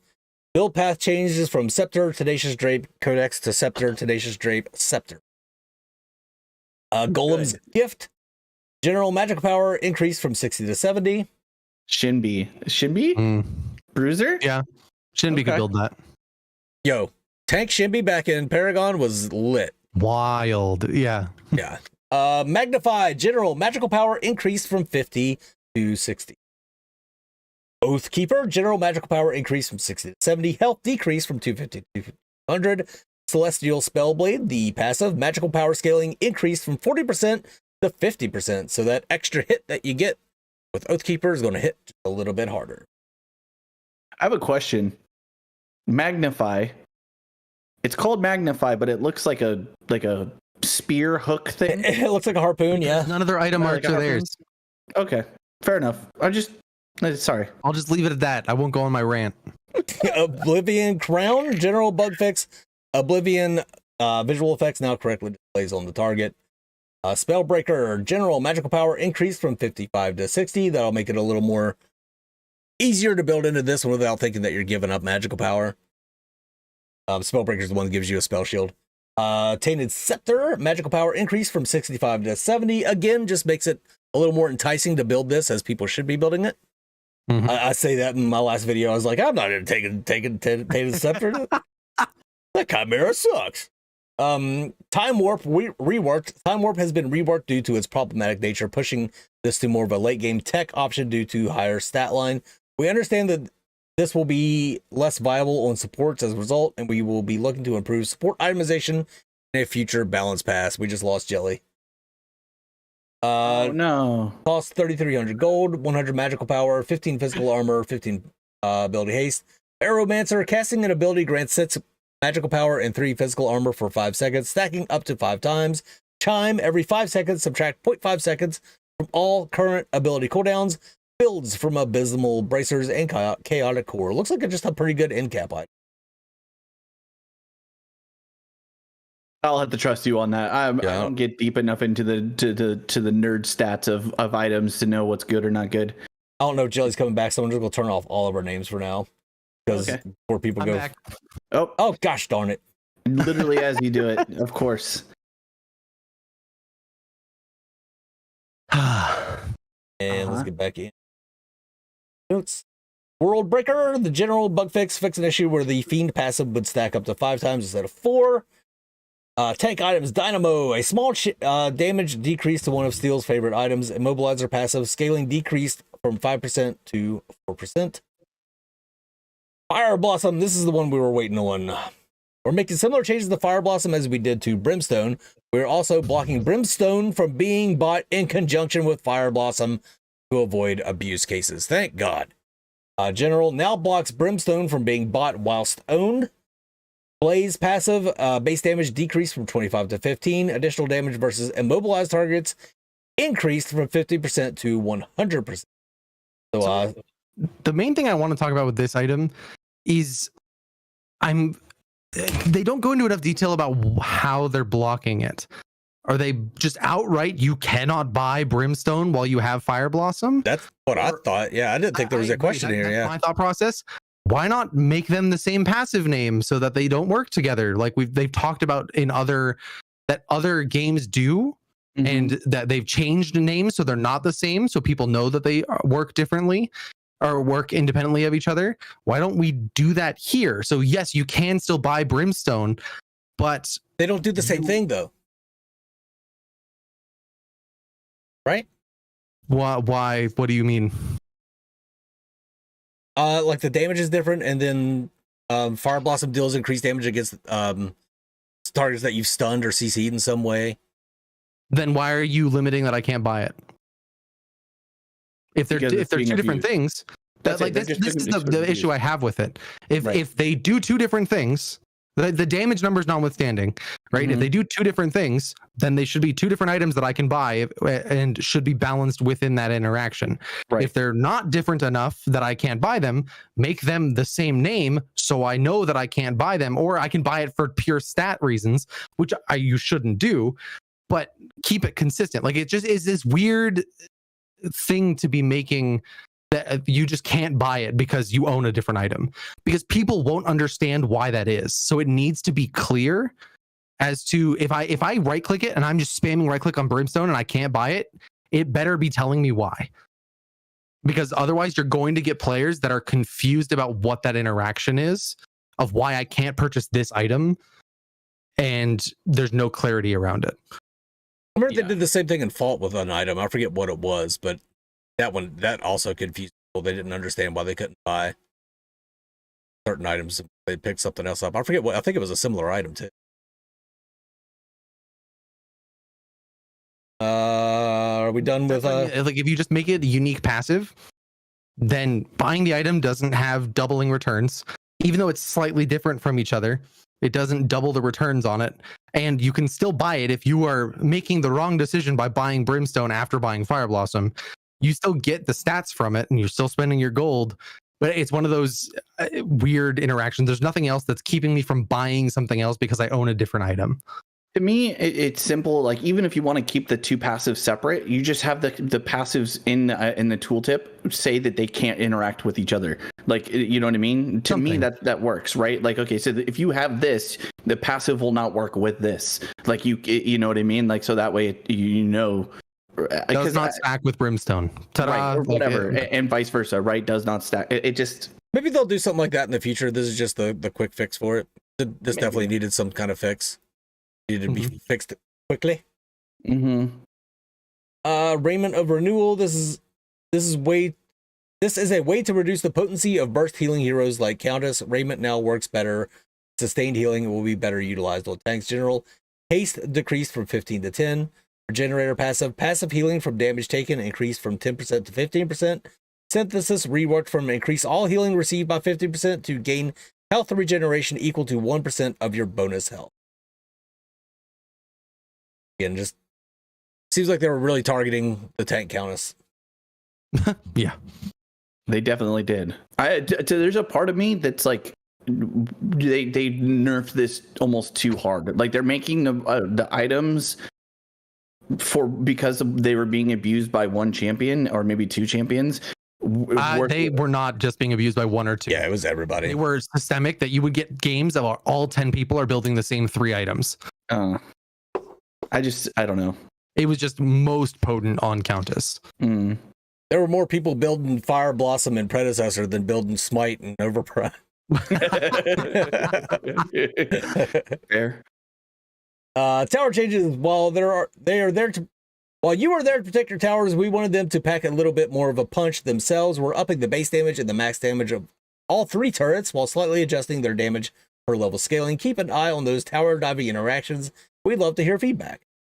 Outer base damage increased from 118 to 130. Base damage per level decreased from 12 to 10. Damage cap increased from 238 to 250.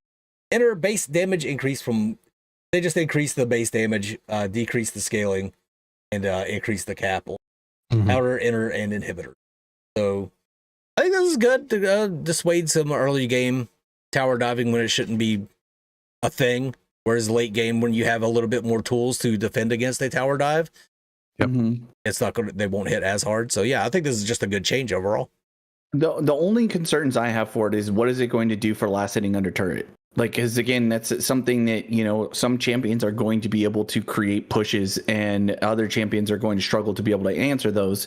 So, you know, you as a skilled player, okay, I know that my melees can take 2 tower shots and then I have to auto attack them, like, you know, and so that's something that's not really addressed here, is how the interaction with minions are minion waves going to be cleared faster by turrets. So, you know, again, if you are a split pushing champion, being able to, you know, either set up waves or, you know, have a minion wave crash, then the enemy laner who left to go back for gold or whatever and buy items, they're coming back and the minion wave has just been cleared out by the tower before they can return. Like, those kinds of things are going to have drastic changes if these are also impacting minions. If it doesn't impact minions, then it might not be, but it's not addressed in here. So that's the only thing I'm kind of curious about, is what is it going to do for minion states and all that stuff.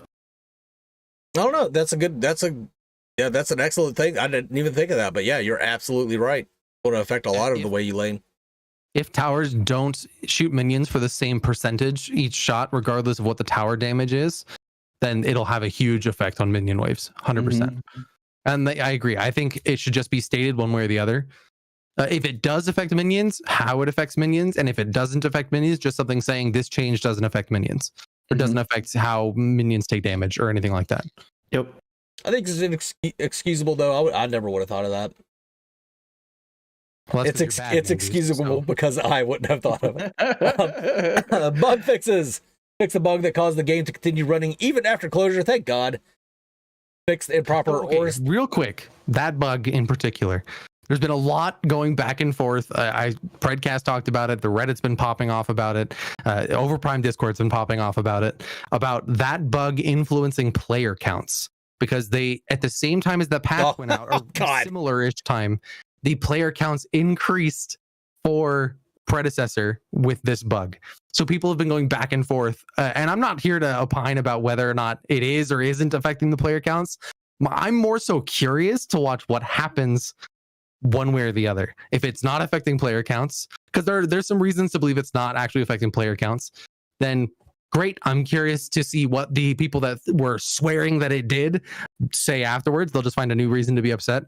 And if it did affect player counts, I'm curious what the people defending it are going to say to try and, yeah, well, but they, this, that, the other thing. So either way, I'm just here for the show. I'll have popcorn ready. But I'm very curious to see how this bug fix changes the perspective of a bunch of people. I'm over here in the camp of just like, I'm tired of people talking about player count. Like, yeah, same. Just let the games be what they are. Like, they're both in early access. They're both trying to do their best to put out a good quality product. You know what I mean? Play the game. I'm so tired of this war between the two camps. Well, which is hilarious. While you have now that we've got the leaderboards, you see the guys who are at the top of OP are also at the top of Pred. It's like, bro, just play the games. If you enjoy them for whatever reasons, like it didn't enjoy it, like, don't worry so much about like the player counts. Like it doesn't affect you to the degree that you're going to bat on your Reddit post. The amount of time that you're sitting there typing up rah, rah, rah, about, dude, just calm down, man. Eat a bagel or something. Just relax. Eat a bagel? Yeah, bagels are delicious. Yeah. No, I want a bagel. Yeah, it's like tomato on it. All right, let's go wrap it up for Predecessor. You guys got any final comments before we move on to the questions for it? Nope. Shinbi win. Yeah, Shinbi meta. I accept. I put that in the chat. I accept the Shinbi meta, and am ready to hail her queen of Predecessor. Oh, I can't wait. I can't wait for Shinbi. That's my girl right there. That'll be fun. I hope there's a skin going along with her for those of us who have the fancy pack, you know what I mean? So we can show off that we're cooler than everybody else. A fancy pack or fanny point, pack? Yeah. Player count doesn't matter, or player count matters, guys. Look at Fault. Big truths. I think it does matter if it's getting into, where you have 100 people. You know what? Fault has had a 2-player 24-hour peak. So, you know what? Things are looking up. How? Okay, fair enough. Still people log in all the time. Almost every time I pull up Fault on one of these chart trackers, there's a player in game. Someone really has it like left open accidentally on like their old laptop or something, like it's sitting in a corner, not doing anything. Let's move on to some of the questions. I haven't looked at a lot of these, but let's get into them anyway. Mr. Ghost asks, kind of weak question, but which game do you feel does which roles better? I bring this up because once again, Pred has another update where they feel Muriel is perfectly fine. Why do you feel one does the role better than the other? Or if they are tied, why? For instance, items or hero kits.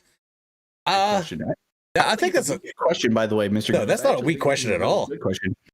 I think it's a hard question to answer for certain because the games are so different that the different roles play effectively different. So it's really hard to say, I think, which does which better. Oh, I think pure 100% Muriel and Overprime does everything better than Muriel and Pred. Oh, yeah, that. 100%. But Decker and I think Predecessor does everything better than Overprime, with the exception of her stun ball. If we keep it just to the question of roles, right? I do think that the one thing I do, and I hate that we have to say this, but given what we were just talking about with player count, I don't want it to sound like we're bashing one over another. Like it's just to us different. But I would immediately go to the carry role. I think that the one game does the carry role way better than the other, and I think Overprime does a better job with their carries than Predecessor does currently.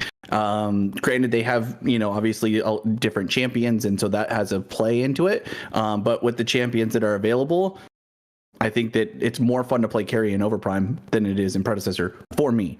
That's the first one that jumped off to me as far as roles. If we just stick to the role and not go into champion specifics.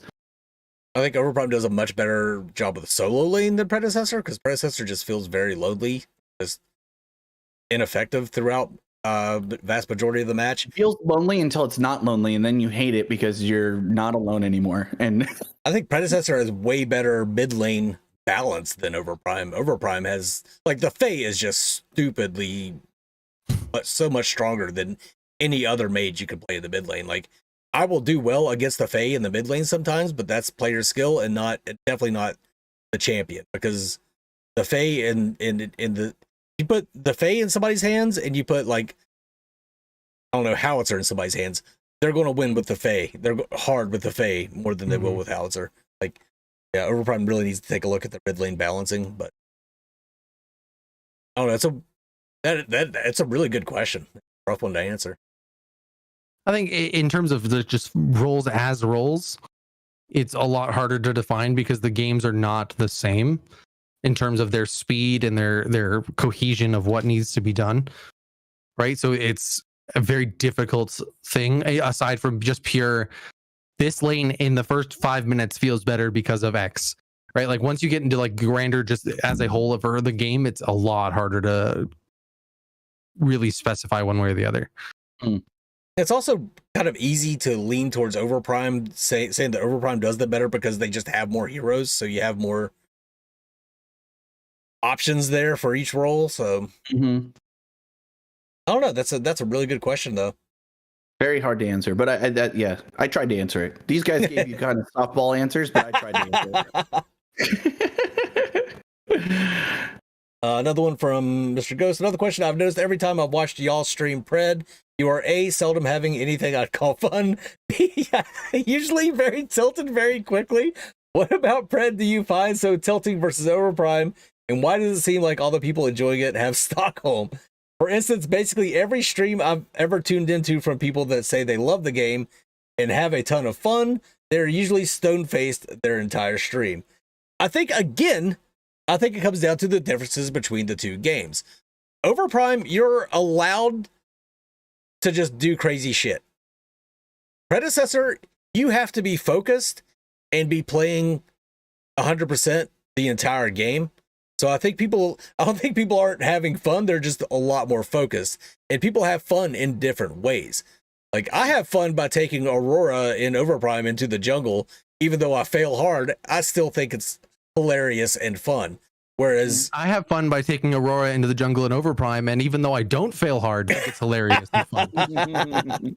But I completely agree. I think if I was going to generalize it, Overprime has more room for fun to exist and still feel like you're playing the game at a competent level. Whereas Predecessor feels like if you're trying to have fun, you're missing out on something else, and that's going to negatively affect your team. Right? If I'm having fun just memeing in the enemy's jungle, just stealing all their jungle camps, ganking the solo lane, and I don't get Fangtooth because of it, then my team is going to lose that Pred game. If I'm doing the same thing in Overprime, but we lose a Prime Spirit, yeah, it'll be fine. Like, it's not that big a deal. And there's something to be said there that maybe that shouldn't be the case in both games, but that is how it is right now. And I think, like I said, it provides a lot more room for fun to exist in Overprime. And the other thing too is because Predecessor doesn't have a ranked queue, every game is ranked. Yeah. Like, you know what I mean? Now that they added the leaderboard. And then also, I think Pred players are a little bit more serious overall than Overprime players.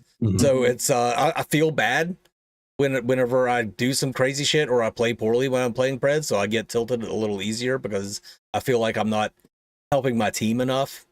And I think that my team, it's just a psychological thing. I just feel that my team is taking the game a hell of a lot more seriously than Overprime, where it's like, yeah, you fuck it, we lost one, let's move on to another, you know. You stole my thunder just a little bit with that last point, because that was what I was going to go into. Is I think that, like, so for example, when we were doing Pred yesterday, I was like, I wanted to try Revenant offlane, and it was like there was like this immediate like, should you really? Try to troll, you know? Where and Jelly was just like, yeah, just fucking do it. Like, what's whatever, right? But there's always, when I'm playing Pred, it's like I can't, like, I feel like I can't experiment as much or try something new because there's no other cue. It's just like, it's either this is serious or it's troll, or, you know what I mean? Whereas like with Overprime, like I can go into quick play and feel like, you know, it's just quick play. Like I should be able to try some off meta builds or some off meta champions or something like that and see if I can make it work. Whereas if you're going into ranked, you should probably play whatever the better meta champion is in that role, right? And so I definitely think that has a play on it. And to the last point of, like, you know, when you tune into streams, there's two things I can think about. For us, we might not be having as much fun and we get tilted and all that stuff, but I think for the other content creators who are out there, it's a bit unfair. Streaming is hard. Making sure that your face is always, like, you know, really energetic and big and all that stuff, like, is not always. I firmly disagree with you on this point. Listen, okay, yes, well, let me finish my point. I disagree with you that streaming is hard, but I disagree with you because streamers we know that do a good job of being entertaining, playing literally anything else, are still stone-faced in Predecessor. Okay, listen, let me finish my point. I think that streaming is difficult. I think that there's a lot of streamers who are typically streaming to themselves a lot of times. You know, they have maybe 3 viewers, and so therefore they're just in the groove of, you know, they went live, they wanted the opportunity, you show up in their channel, you haven't even chatted yet, and they're just like this, you know, hard focus and concentrating on the game because that's what they have. They don't have anything moving on their chat screen.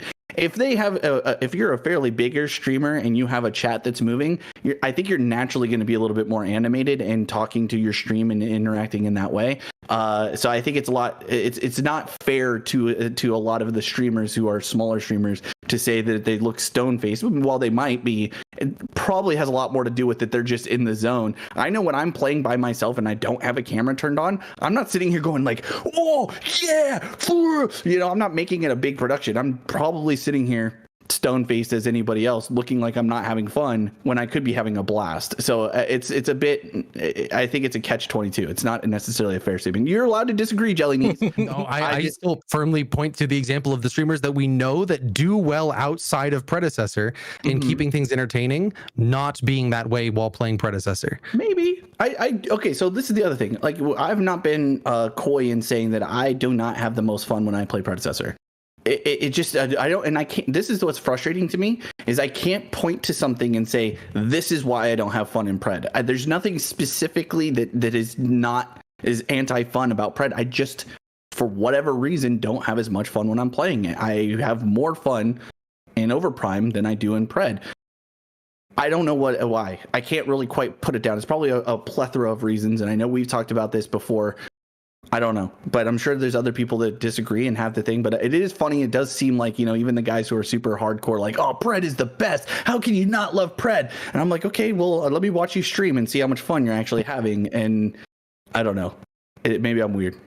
Yeah, I mean, it's sample size too. Like I certainly haven't watched every fucking Predecessor or Overprime streamer out there. Maybe I don't know. Oh, it's kind of a funny question, but it's just, it seems like the Predecessor and Fault kind of had the same attitude around them, where every game is just a little bit more serious than any game of Overprime ever has ever been. Even a ranked game of Overprime feels a little more casual than every game of Predecessor, and that could be a good or a bad thing depending on how you want to look at the games. Some people prefer that sort of thing. Some people prefer a bit more of a casual.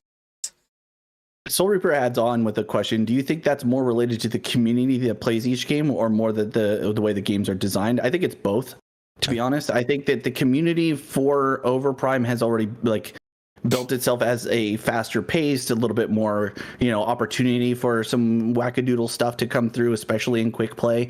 Whereas I think that because there's only the one queue, like Mangoose is saying, you really only have serious, you know, you don't really have experimentation or trying different things, especially if you're not 5-stacked, right? If you're in solo and you wanted to try something new, you might be, you know, tilting the other guys off their hat that you decided to try a new Countess build because, you know, you thought it might be fun to do. It worked in training mode or whatever. I don't know.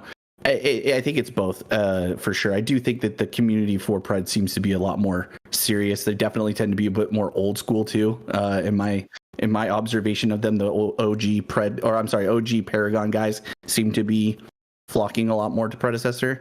Good or bad, I guess. It's up to interpretation. Yep.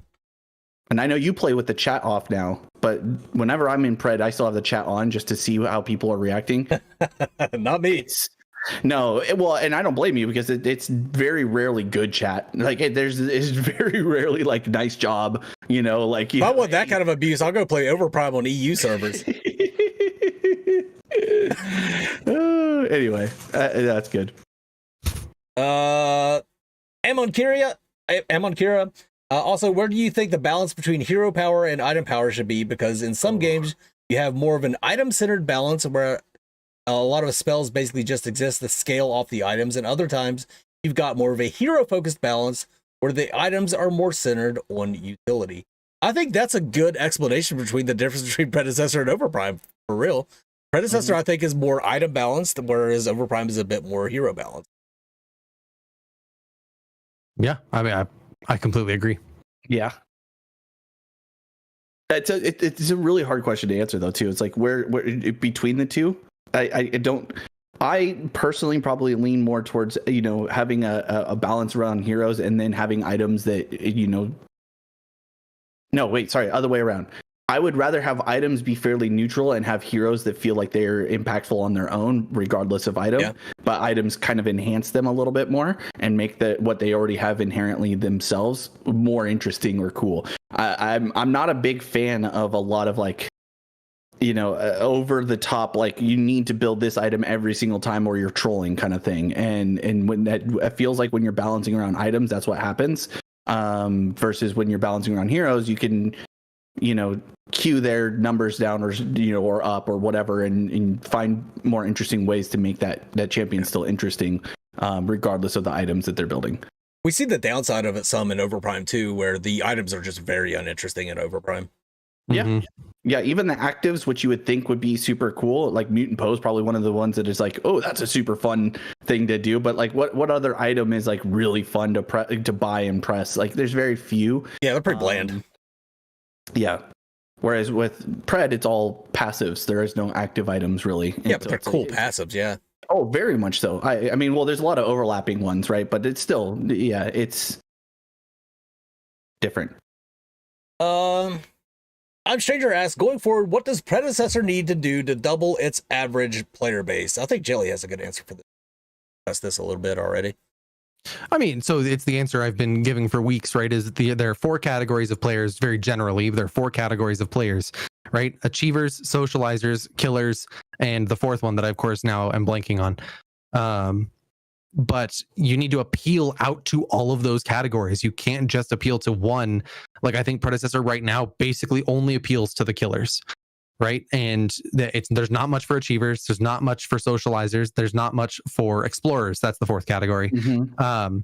And when you have those things, it's a lot easier to breed and build a community around any of those 4 aspects, right? And comparatively to Overprime does have a lot of those things, but they were badly implemented, just to be forward about it, badly implemented on the start and pushed those people that prefer those categories away from the game very early on, and now has to spend the time building that back up for their game.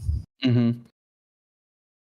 I think it's going to be very difficult for both of them because, like I've said before, it's the Paragon player base that's already in place that's going to drive new players away for both games. Yeah, I completely agree. To be fair, I also don't know if either studios.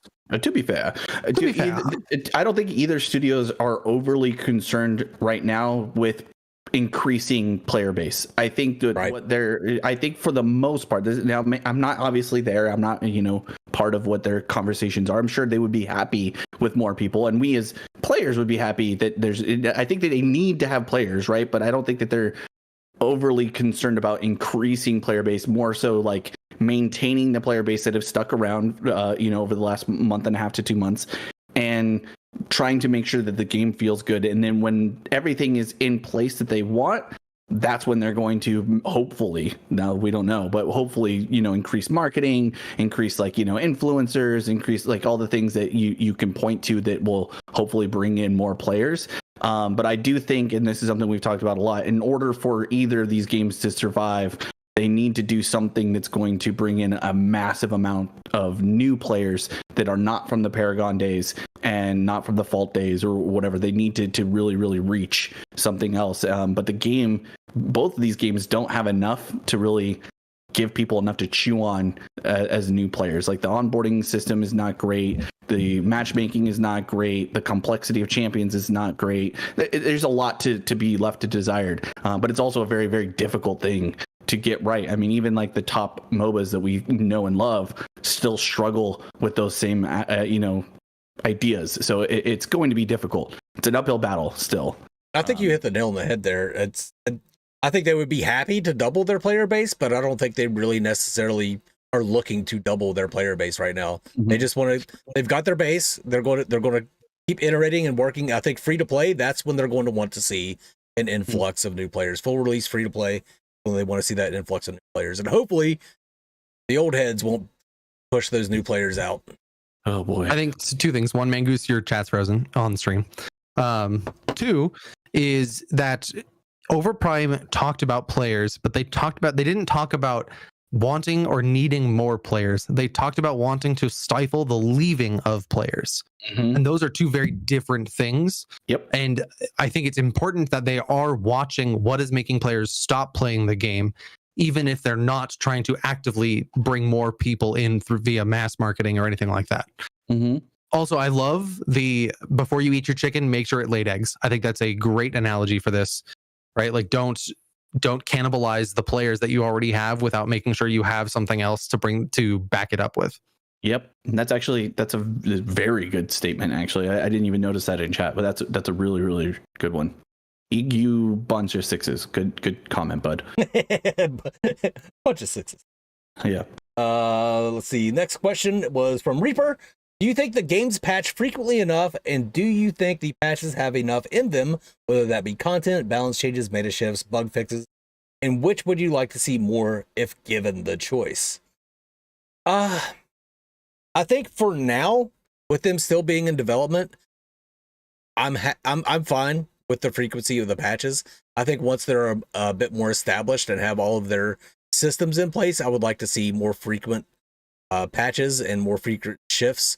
Like, I don't mind that an overpowered hero suddenly becomes unplayable so that other heroes get a chance to shine, because it changes things up it makes the game feel fresh without actually adding anything new into the game.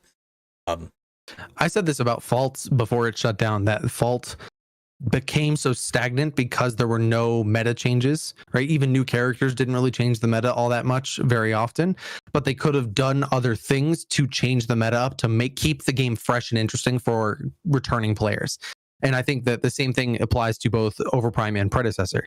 I think both of them started out with these one patch a month ideas, that they're going to just do one patch a month with the character drop and then not do anything in between unless it's urgent bug fixes, not do anything in between until the next month and the next character drop. And both of them have very quickly moved away from that. And I think that's a good thing. I think the 2 patch a month cadence is probably a good sweet spot for development time into patches versus community shifting things up for the community. Even if it's not a hero with every single patch, having hero patch, balance patch, hero patch, balance patch, hero patch, balance patch, I think is a good cadence to have while they're still trying to quickly get a lot of these systems and a lot of characters into the game. I was going to say the same thing. I think like 2 patches, maybe 3 in some cases, but I think what I would like to see more is like, B patches. So you have a big release patch with meta shifts, champions added in, blah, blah, blah, but then have a reaction change, like a B patch for that big patch. Like, okay, you know what? We noticed this item combination is way too broken. We need to make an adjustment to that right now. Or the healthiness of our game is going to suffer for it. It's not something we want to see in the game. I'm all for like you guys said, making a meta, change and making things feel fresh and exciting. But I think that there needs to be more. There needs to be more patches that attack some of the things that make the game less desirable to be played by the majority of players. Now, if there's some weird interaction that is making people log in and play more, even if it's not an intended interaction, leave it the fuck alone. Yeah. I am so tired of, and I'm not saying that either of these studios have done this, but this is just an out there thing. Stop looking for anti-fun adjustments. Like, if it's something that your players seem to be having fun with, even if it's not intended, leave it alone. Iterate around it, maybe make some slight adjustments so that way it's not totally breaking the way that your game is meant to be played. But like, stop looking for things and be like, oh, fun detected, yoink it out like that. Or find a substitute for it. If it is truly that unintended that you're really against it, you better be putting something in that can substitute that fun for people. Yeah. Because they gotta find a way to keep people happy, because at the end of the day, that's what's going to keep your game alive. Right. So could you imagine if Overprime moved the red buff camp back just a little bit so that you couldn't jump and then dash over to the spirit? People would be yes. It made me so mad. It would make me so mad. You know what I would love for Overprime to add in though? Double jump on Kalari. Jesus Christ. Yeah, she needs it. Oh, come on, guys. Let's not get into this tonight. Foolish asks, when do you think there's going to be onboarding system for Pred? And what would make it good one for a new bad like me to learn from?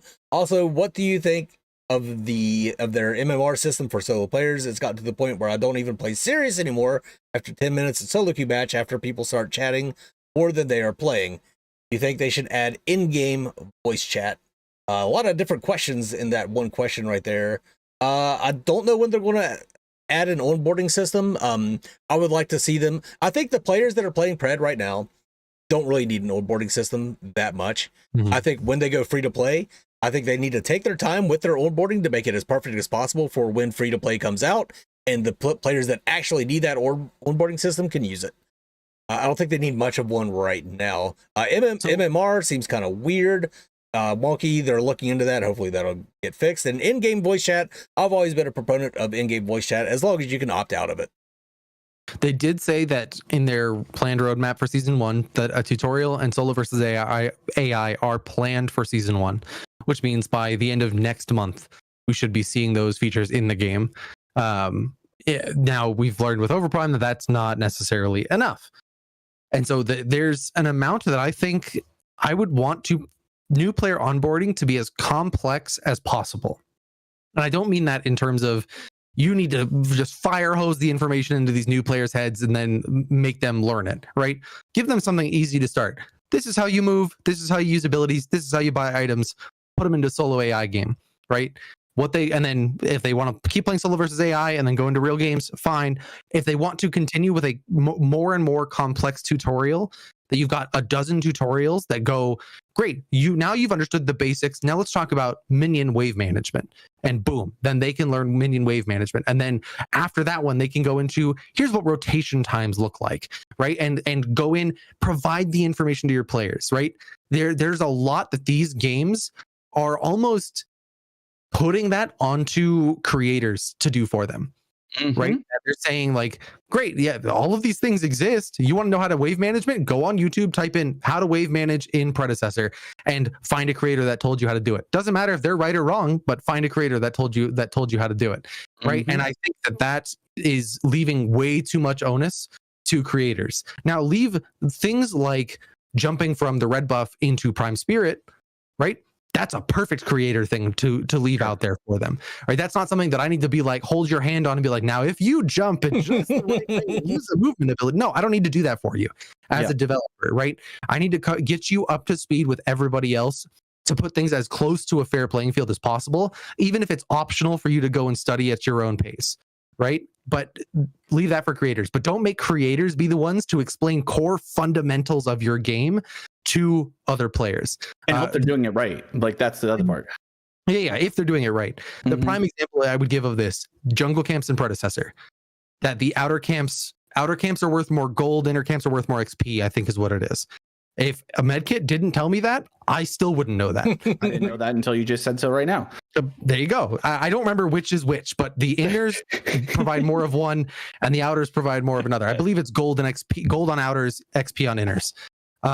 But nothing ever tells you that. And granted, they're still working on onboarding and all that stuff, but that's an important thing to put in a tutorial, a comprehensive, complex tutorial to tell your players, and not put onto a content creator for them to learn. At bare minimum, something I will give Fault credit for, even though it wasn't the best iteration of it, was they made tutorial videos. They didn't have a tutorial in their game, but they as a company went out of their way to make videos explaining how things worked, to try and be a stopgap for those tutorials.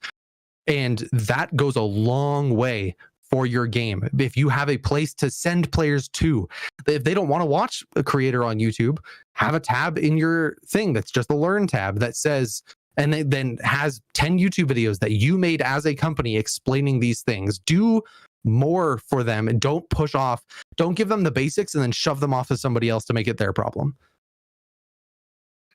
Because you hit on all the things I would have said. The onboarding is going to be the most difficult thing for either of these studios to be able to do.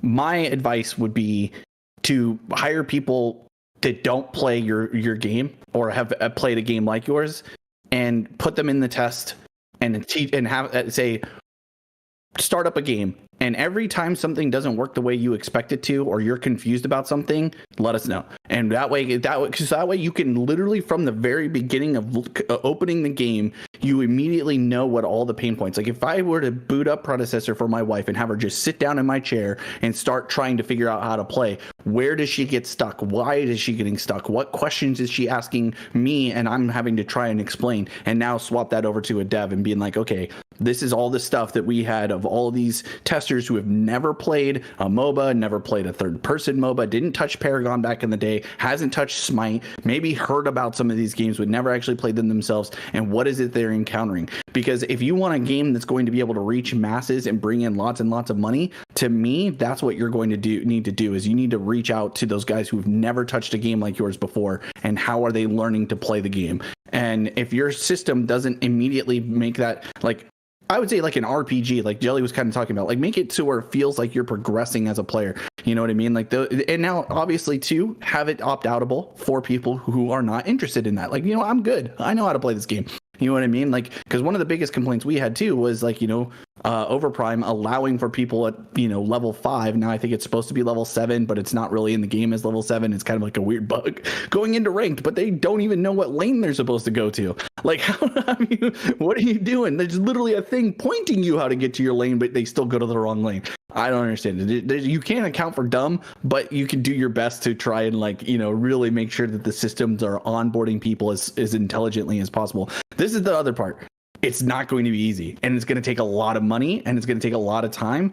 And I think that the studios that get it right will have immediate more success than the one that does it half-assed. So if I'm in the ears of either of these devs, I'm saying get this onboarding right.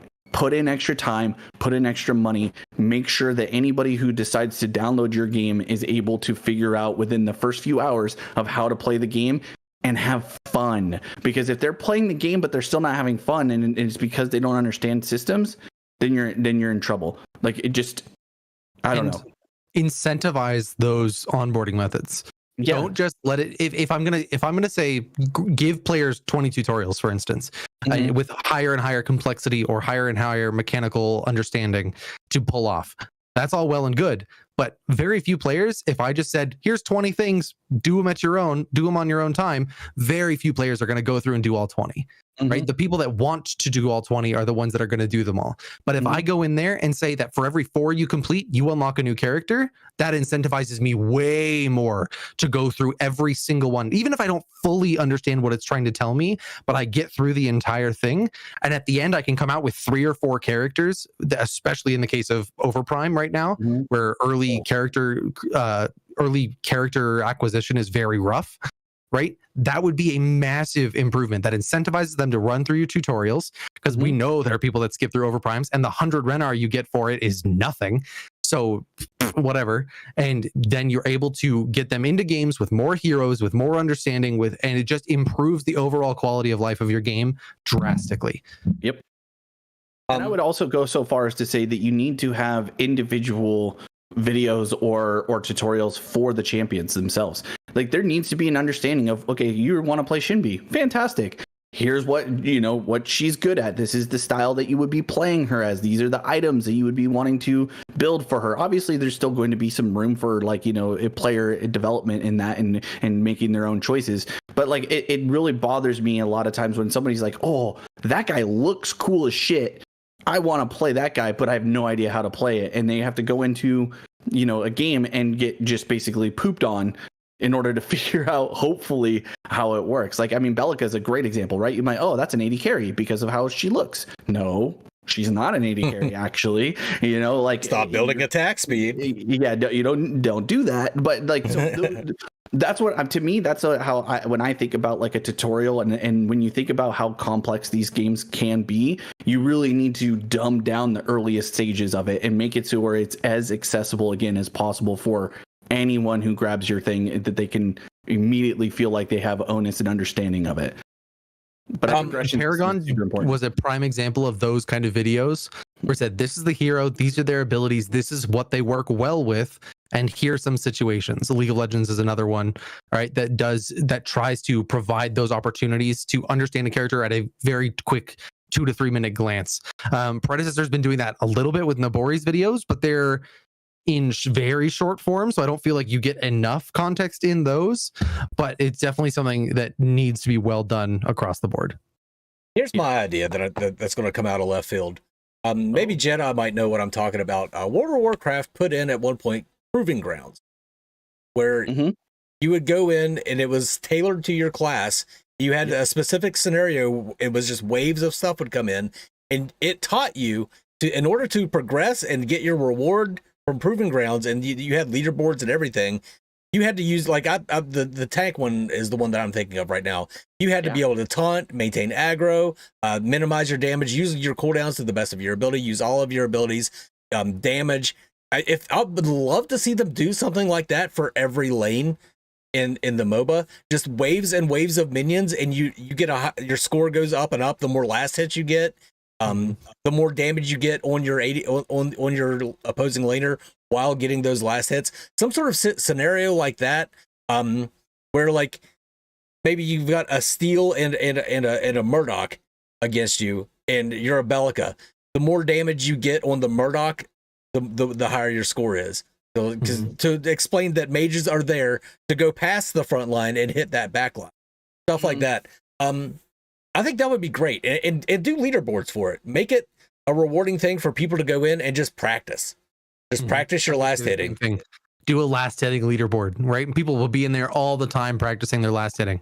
Yeah, I think that would be that'd be a great thing to add in. I don't know, that'd be probably be pretty difficult. Like I said, this is kind of an out of the blue thing. I see, but that's the stuff to me though, like if someone hasn't thought about that, I'm glad you just mentioned it, because maybe one of the devs heard that and be like, you know what, that's something we can add into the training or whatever. Like, like let's make this into a last hitting machine, because there is something to be said. And for me, it was League of Legends. Like, you not being able to last hit was like the biggest skill gap for so many in ranked play. Like, it's such a huge opportunity. So a third party came up with a program for you to go online and be able to practice last hitting so you can get better. And it's like, why isn't that just inherently in the game? You know how important it is. It's probably one of the biggest skill differences.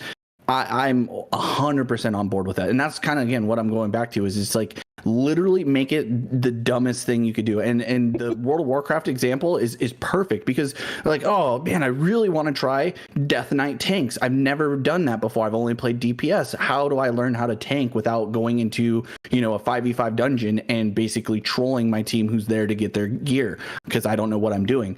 Proving Grounds was a great example of how to get better at it. And at a base level, you still need to go in and learn, in real world, and that's fine. That's what lower ranks are for. That's what quick matches should be for, or AI matches.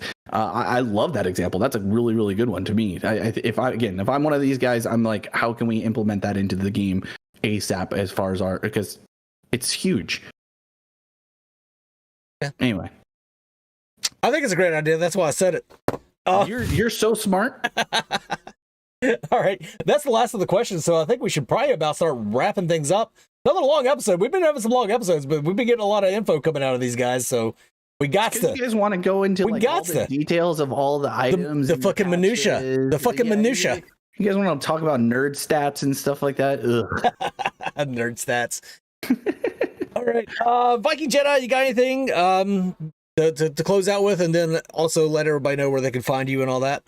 No, nothing really new for me going on. I'll plug the Discord because it's so much fun when we get people participating in there. So for those of you who are not aware, Mangoose's old Discord is now just the FTM Discord. We're slowly but surely, when me and Jelly have time to add things, iterating on it and trying to improve it a little bit. But the first big one is the one we just got done with. The segment is we added questions for FTM. So if you would like to ask us a question and get our take on something, please jump in the Discord and do so. But people are also talking in the chats about changes and about both games, and it's for the most part pretty lacking in toxicity. For the not too many interactions lately that have been super toxic. So if you're looking for something different where you can kind of just come in and chat and hang out with people, I think the Discord is a really good place to do that.